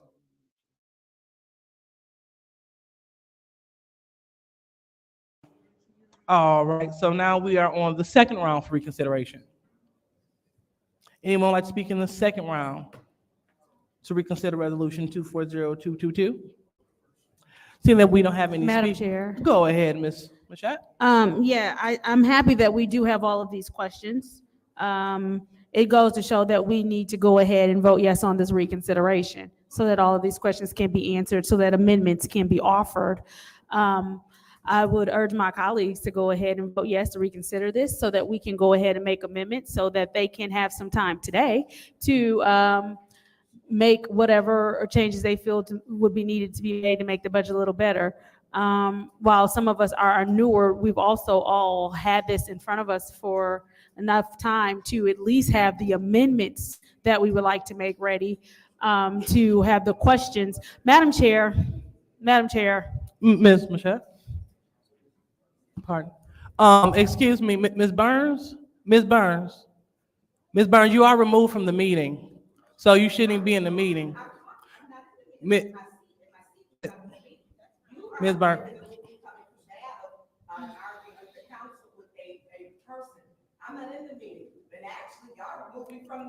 Well, Ms. Burns, as an audience member, you don't have access to the city attorney. You are serving as an audience member at this time. You don't have access. No. He is our privileged attorney. They don't. Miss City Attorney, so through you, the audience member, can they come and ask you questions?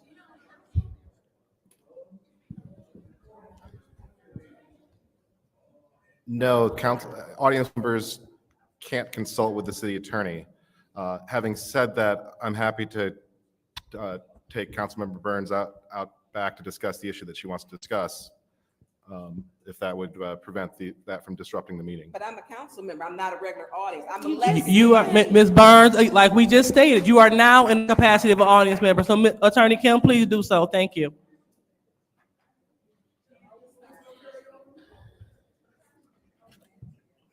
Proceed, Councilwoman in the 7th Ward. So if we could all just vote this through for reconsideration so that we. I'm unmuted. Look, y'all seen it for yourself. There is no rule stating you can't talk to the city attorney. That's like saying you can't speak to him. You can't say, hey, how was your day? She does not know what my conversation is. You can walk up and talk to him and the city clerk. They are just some idiots. City attorney told a lie on camera. It's recorded. You don't have to respond, which we were talking. It wasn't disrespectful, our dialogue. It was the business. It is not whether I like him or not. He was responding. He just told a lie. We have a lying city attorney. A lying city attorney. There is not one single rule, ordinance, resolution that states you can't talk to the city attorney. Liddell is a liar. She lied right then. We had a lying city attorney. He lied. Both of them.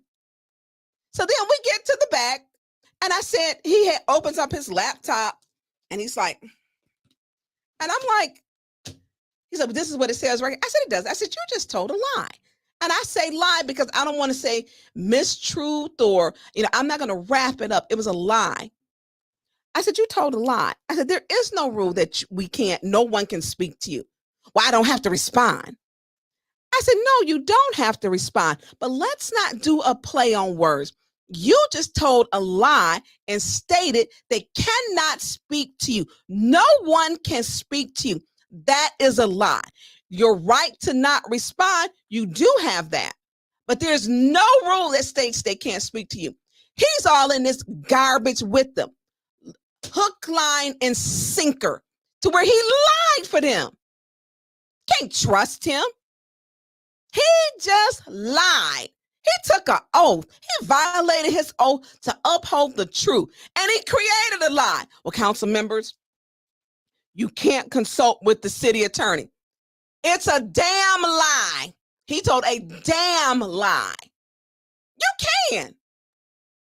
Ain't nothing that says that you can't. Not at all. Not at all. And he got back there and said, well, I don't have to respond.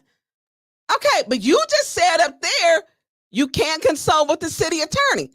He told a lie. So you can't trust him. All this stuff that him and Liddell doing, just lying. And Candace Mushat, lying. Look, vote Jan Marie Arbor. She didn't vote to give herself $300,000 or send up a resolution. She's making sure she's going to fight for the residents, all the residents. So we headed to appeals court. Why? We have a city attorney because his objective is to say, let me make Tonya Burns look as bad as she can. I'm going to lie on the record. I'm going to lie on camera. I'm going to tell a lie that you can't approach the city attorney. I'm going to make a rule up that you got to put people out if they got to leave City Hall. It's not in the disorderly conduct. It's not in there that you got to leave City Hall. That's just a lie too. It's ridiculous. And what we still have, this is budget time. They still ain't calculated. Mr. Moore said he hadn't calculated stuff. Had not calculated. How you going to pass a budget when you talking about you'll have the figures next week? How next week going to help us today by the deadline? We got a right to ask questions. Judy don't ever tell me I ain't got no right to ask questions. I ask whatever questions I want to when I want to because that's my job. Understand the job description of what a council member does. My residents want to know if they're going to have to pay more for their garbage. That hadn't been calculated yet. Street light assessment hadn't been calculated. You don't get to tell me when and where I get to ask my questions, which you're poorly scheduling a meeting. Last year, we didn't get to all of them. This year, you didn't even ask councilmen. They couldn't attend. Even part of their Fab Five couldn't attend. Leon Alameen couldn't attend. Quincy couldn't attend all of them. Not one council member attended every single meeting, including Judy Priestley. That is a fact. And it's on video. And the official record keeper of the city council meetings, the city clerk has that, period. And if nothing else, it's on video, y'all, like that. You can't talk to the city attorney. Just told a lie. You took an oath. He need to be disbarred. Just openly lying. And it's on video. He need to be disbarred. All that lying he doing, he part of the confusion. Tell him when you're right, tell him when you're wrong. And that includes me also. But I can't ask you a question. You're going to tell a lie? Even residents have a right. You're a public servant. You're paying with public dollars. You are not anybody's personal attorney, Attorney Kim. You're a horrible attorney, but you're no one's personal attorney. And because he couldn't win my case, he lost. He went to a pricey firm. I'm quite sure it's over $500 an hour. And he hired them on the taxpayers. By the time they finished with this, over $100,000 had been spent. That could have been 10 roofs done for 10 people's house that they're blowing money on to throw out council people. Vote Jan Marie Arbor at August 6th for 7th Ward. We need somebody with some ethics. Somebody that's an independent voter, someone who's going to stand for the people, someone who's going to vet the process, someone who's going to ask the right questions, not another rubber stamper. We don't need another rubber stamper. We do not. Okay. McGowan got frustrated a little bit. So this is just these folks. So I need y'all. We're going to appeals court. It's going to be a process. And this is probably one of the longest shows I did. Lord have mercy. Probably one of the longest ones. But it's information y'all need. Like I said, I appreciate everybody who donated. If you did not donate $$ 810 News Media Group at Cash App, 810 News Media Group. Oh, you got to run it about? Okay. Okay. So I just want everybody to know, I appreciate y'all time today. We're going to appeals court. That's our next stop where we're going. And we are going to, they want the biggest issue. How do we throw out council members? I want them to work that hard on figuring out how to get these people some furnaces, how to get some people some windows, how to get people some roofs, how to finish repairing all these sidewalks. I want them to work hard for the residents as hard as they working, wasting city resources to throw out council members. Wasting. Using Attorney Kim as a personal attorney. If she said he's our privileged attorney. He's our privileged attorney. No, he's not. You just told a lie, Liddell. You told a lie. And he told a lie and supported your lie, which is just egregious to me. And shame on, and I don't think it was just shame. It's ridiculous. He's our privileged attorney. No, he's not. He works for the city. He's the city attorney. He's not the city council attorney per se. He works for the entire city, which means the residents. If you want your personal attorney, which I'm gonna tell you at the end of this part, when her pockets get hit, then she would understand. See, this is not coming out of her money. And it's different when it's coming out of your pocket. When it's hitting her pocket and their pockets, it's different. And them first ward residents are paying attention because Councilman Mays, the same thing happened to him. First ward residents were left without representation. And them first ward residents are looking and paying attention. Leon Alameen better pay attention because them first ward residents will show you at the polls. They will show up. And with having Carol McIntosh and Rose Morrow clicking on them heels, and then you got JB and Liberty, and I can't remember who else is running that race. It was quite a few of them. I know Billy. That's JB. Liberty, Carol, Rose, and somebody else. Yeah, I can't remember. Yeah. Yeah. And so we see a presence of Carol McIntosh and Rose Morrow. They clicked on them heels. Councilman Mays lost his seat. Councilman Mays, they removed him, and during the time of his removal, he had his untimely death. They broke his heart. They took away the one thing from him that kept him going in that first ward. The one thing that kept him going in that first ward. The one thing. They took it from him. I got a right to ask questions, especially when the CFO was saying he hasn't calculated them numbers, and so did Jonathan Jarrett and Councilman Winfrey Carter. We have a right to ask those questions. And Councilman Dennis Pfeiffer. We have a right to ask those questions. So the majority is trying to put out the minority. The majority 5 is trying to get rid of the minority 4. It's the same as in the house of Rennet. Right. It's the same thing. And the Jasmine Crockett who got to fight for her seat, and old crazy Marjorie Taylor with all that old craziness, but it's starting to backfire. She was in Florida in the one city. They told her to get out of there. And they told her they sick of her those antics. The public will get fed up. But I need y'all's support. We are going we're going to take it to it's going to appeals court. And so, the judge did not, he kept his opinion. He did not rescind it. He left it on the stay. So now they have the ability, as if it is still sitting there, but they can put out council members again. They have the ability to suspend again. So it makes it to where they can suspend anybody else like they did Mays, like they did me. They can do the censures with Jerry. They can do the censures with Dennis. And they have the ability to do that. So how the judges are going to look at that is very interesting because, you know, we already know their attorney mentioned in there that he had watched. He said, I had left the council chambers. Now, I did not. I stayed till that meeting was over. And the vote did not pass. He stated that, you know, I didn't have to leave. I did. The vote didn't pass. When they realized Judy had to leave because she had a doctor's appointment and they only had 5 people, and with Judy leaving made it 4, they had put me out the meeting. They didn't have a quorum to continue the meeting. That was at 12 o'clock noon that nobody knew. We found out at a press conference. So that attorney did not tell the truth. I stayed in those council chambers. I did not leave.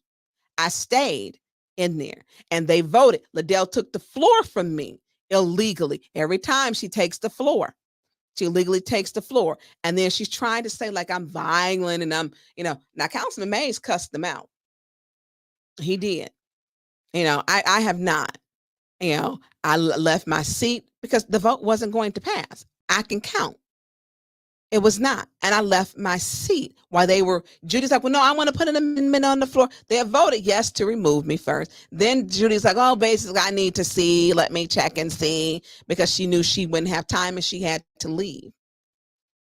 And when her focus is not for all of the council, I don't trust her, not at all. Not at all. Not at all. And so they stated, that attorney during court misstated it. We're going to the appeals court. They act like I'm in there jumping on top of the desk and, you know, I ain't even cussed nobody out. The angry person, before they put that video back up with her cussing out folks and sitting in the wrong designated seat, not following, it didn't have any decorum. Because I want to leave that picture in y'all mind where she angry, cussing out folks and what you gonna do? You know, and she,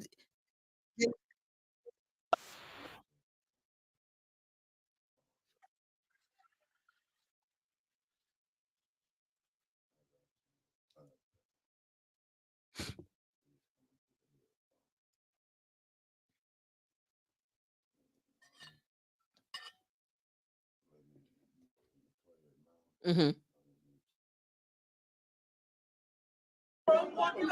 Thank you. Yes, you did. Yes, you did. Yes, you ain't intimidate me. And you don't intimidate me. You don't intimidate me. Yeah, this is not fair. That's all I'm saying. No intimidation here, Piper. No intimidation here. Y'all need to take y'all out. That's a bullshit. I'm hearing you, nigga. That's a bullshit.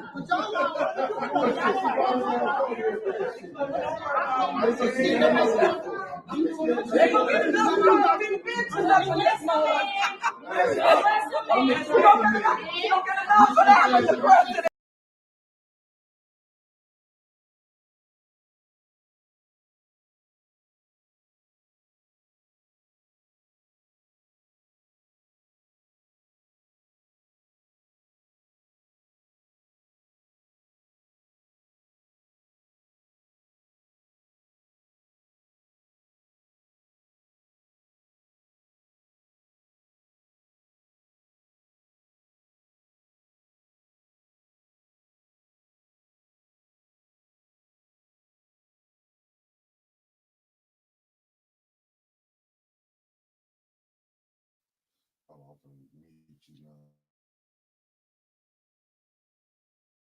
Him if you had an issue, she's standing up and nothing if you want. You threatened her. And that's the problem. Wow. That's not. I've been threatened. So what we gonna do? She wasn't threatened. She wasn't threatened. Woo, she said, what we gonna do? There's no back and forth, and if there was, I could not hear what he said. I'm telling you, you're telling me that wait a minute, point of order. She is out of order. Madam Chair, she is out of order. Out of order. Out of order. She out of seat. She's being argumentative. Go going back and forth. Going back and forth, that will be your warning with Dr. Lewis. And Mr. Piper, do not yell from that seat. Judy, you can rule him if you had an issue. She's standing up to knock you up. You threatened her. That's the problem. Wow. That's not. I've been threatened. So what we gonna do? She wasn't threatened. She wasn't threatened. She wasn't threatened. She said, what we gonna do? There's no back and forth, and if there was, I could not hear what he said. You're telling me that he's right. Wait a minute, point of order. She is out of order. Madam Chair, she is out of order. Out of order. She is out of order. She out of seat. She's being argumentative, going back and forth. Going back and forth, that will be your warning with Dr. Lewis. And Mr. Piper, do not.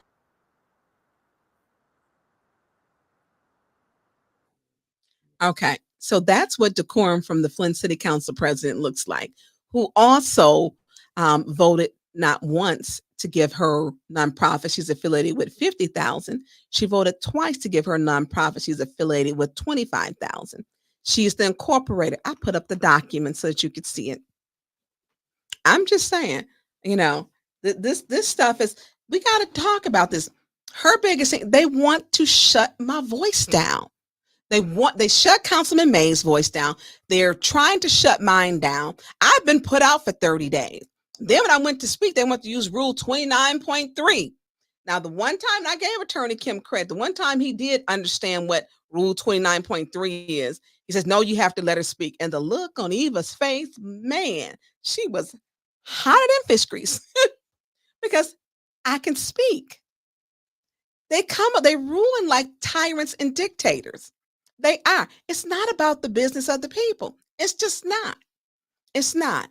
So we see what decorum looks like from the Flint City Council president. She called Dennis Pfeiffer names all night long, her and Candace Mushat. All night long for over 2 hours. She sat in the wrong seat where she's standing up saying, I've been threatened. I've been threatened. What you gonna do? She was sitting in the 9th Ward seat. She was not, according to Flint City Council rules, sitting in her designated seat, which she has to sit in her designated seat to even be recognized. She voted no when I put a motion on the floor to send her back to her seat. She refused to go back to her seat. So this is what I'm saying, y'all. I need y'all. This is for all of us. I need y'all support. They put Councilman Mays out during the time they put him out. He passed away. First Ward, I need y'all. First Ward need to represent. First Ward need to represent that we don't have these rubber stamping 5. That's what happened to Councilman Mays. They got rid of him. They got rid of him. They're trying to get rid of Dennis Pfeiffer. Trying to get rid of Jerry Winfrey Carter. Trying to get rid of me. I mean, if I did not have, and I'm fighting mine in court with her, they're not paying for my attorneys. They're not. And it just keeps going. They are going to spend over 100. They probably didn't spend 100,000, over 100,000 already on taxpayers' money. On how there's no other city where city council, and this is why it's got to go to appeals court, they're putting out elected officials.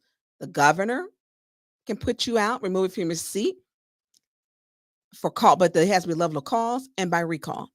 Those two things haven't happened to me. So my attorney has asked, we need to have, it's unjust. I'm going to keep fighting for the residents of the 6th Ward. You get tired mentally, and it's a lot. Keep me in your prayers.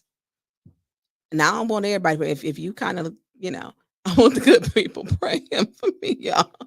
Because I don't pray with everybody. I don't even pray with some of them people up there. I do not pray when some of them is praying. I look at how you voting. If you ain't voting for the people, I ain't praying with you. If you voting to put people back in the corner with tripod gate in the timeout corner, I'm not praying with you because you're not right. You're not right. If you voted to put tripod gate and people back in the time, I'm not praying with you because you don't care about the people. You're limiting access, freedom of speech, freedom of press. I'm not praying with you. I'm not gonna come together. You get this good prayer, and then you vote just wrong from what your prayer is. When your prayer don't add up to your vote, I'm gonna say it again. When your prayer don't add up to your vote, I'm not hanging with you. I make sure then, usually if I'm down there, I'm reading, I make sure everybody knows at that point, Tonya Burns is not praying with this person because they're praying. We pray that this council come together. We pray that we be on one accord. We pray that God oversee all of. Then you vote like you don't even care about the residents in the ward you represent. When your prayers don't add up with your vote, I'm not praying with you. Not gonna do it. When you pray to put people out, this disorderly one, that should not be passing so they can arrest people. When you pray to put the press in the back, that should not be passed. And they voting to give each other money on their nonprofits. I'm not doing it. So wherever you are from, whatever state, because I know Mickey look like he hungry. Mickey look like he hungry, and we're not gonna be here all day. I'm sorry, we've been here all day. And for those who be saying Tonya Burns need to have more than one show a week, no, we do it all on Saturday. Y'all might have to break it up. But I do want to say this with Trevor's show, because we didn't really talk about it. And I'm not really. My heart goes out to him and his family, because he lives across the street from his mother-in-law. He lives 2 blocks over from me, actually. Trevor does. And as people have always said, oh, she don't live in, yeah, everybody done been at my house. And Trevor, if you watch it, he was over my house the other day. It was a spider, and he grabbed the spider and took it out. That ain't nothing I'm gonna do. I'm sorry, Trevor. That ain't nothing. He grabbed the spider and put the spider. You know, he took it outside. He did a friendly thing, and this one was a daddy long leg, and I don't care for spiders. You know, we know that this time of year, everything try to come into your house, and this is an old home. It's built in 1949, actually, and I bought this house originally for my daughter when she was in college, and she lived in until she got married, and then I moved into it. And everybody always here, I'd be like, this house does not, I didn't build this house for me. It is not friendly, female friendly for a woman in 2024. There is no closet space. Them closets this big, okay? It is not female friendly. So the house will go to one of my sons. I have another son. It will go to him. And actually my other son will be going to college, because I am looking for another, I don't know, all my money going to attorney fees. This point. Listen, attorney fees. Look, y'all, if I rob a bank, y'all, I'm gonna need y'all somebody to be a good getaway driver, because I might have to rob a bank. Then they can get me out if they catch me only. You know, then I would get a felony. I may have to rob a bank to pay for my attorney fees, because they got unlimited city resources, and I do not have that. I need another house. That kitchen's so small. That literally the bathroom.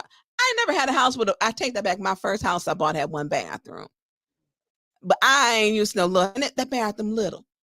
But I didn't buy that house for me. I bought it for my daughter, and I had renovated it inside and out.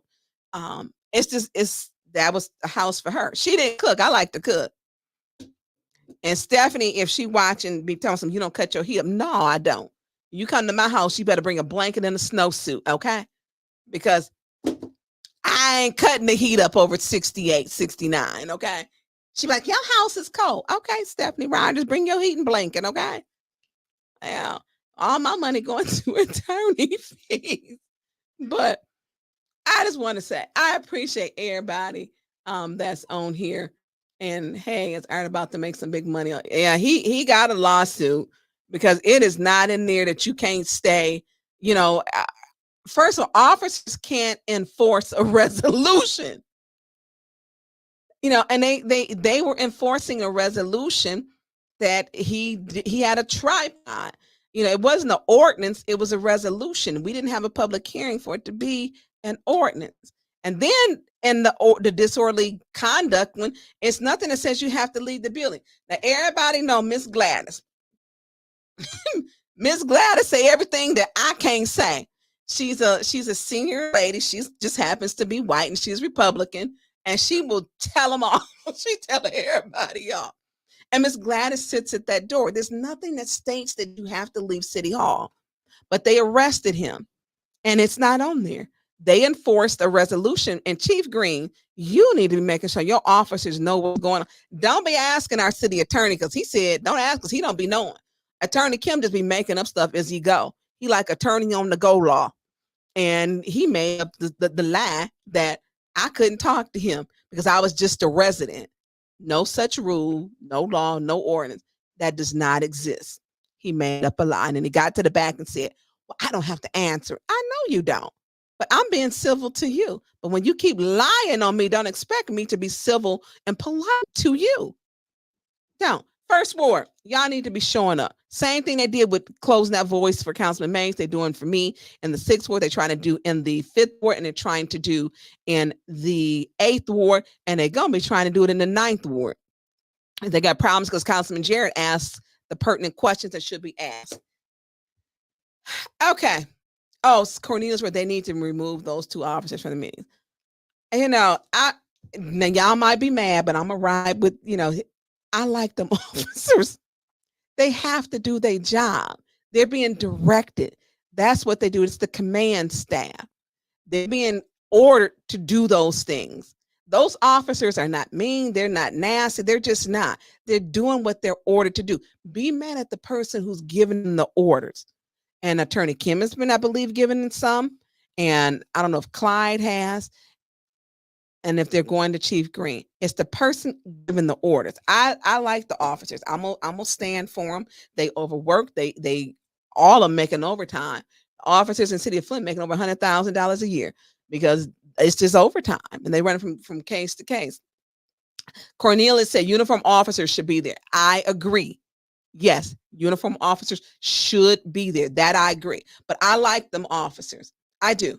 They've never been disrespectful. Even when I was removed for my 30 days, before I went into, I said, look, I'm probably going to be removed. And I asked him, I said, I'm going to need you to walk me out. He said, okay. And we cool like that. And I shared donuts when I brought donuts when I was, removed. They were like, can I get one of them? Yeah. Yeah, I like them. I'm going to support them. Riri, Jerry, Ty, Dennis, Jerry, you guys need to sit down and talk. Let's pray that Jan gets candidacy. Anyone who can run for Liddell seat. I don't know. That's going to be 2nd ward. But I do want to say this. Everybody that's still on here, I appreciate Mickey looking like he ready to go. I gotta go. Yeah, we get ready to shut this down. So Mickey, I'm gonna tell you, I appreciate you. I appreciate people giving me your time this morning, and we are going to shut this down, do something great. We all going to appeals court. Thank you for everyone who showed up in court. We need y'all through this process. Show up to City Council. We need your support. Just even sitting there, we need your support. You don't have to speak. If you speak, that's great. We need your support. So Mickey, we're going to shut this down. I hope you enjoy. Yeah. All right. Listen, I want anything you want to say before I close out. Mickey said, I ain't taking on an extra second. Listen, I want everyone to have a beautiful weekend. Enjoy, do something great for yourself. Take out time for yourself and self-care. Do something great. I appreciate and love each and every one of you for sharing your time with me this Saturday. Click like, share, and subscribe. Please share this podcast. Please share this podcast and like it. We appreciate you giving us your time on this Saturday morning and now into the afternoon. Enjoy your weekend. See y'all.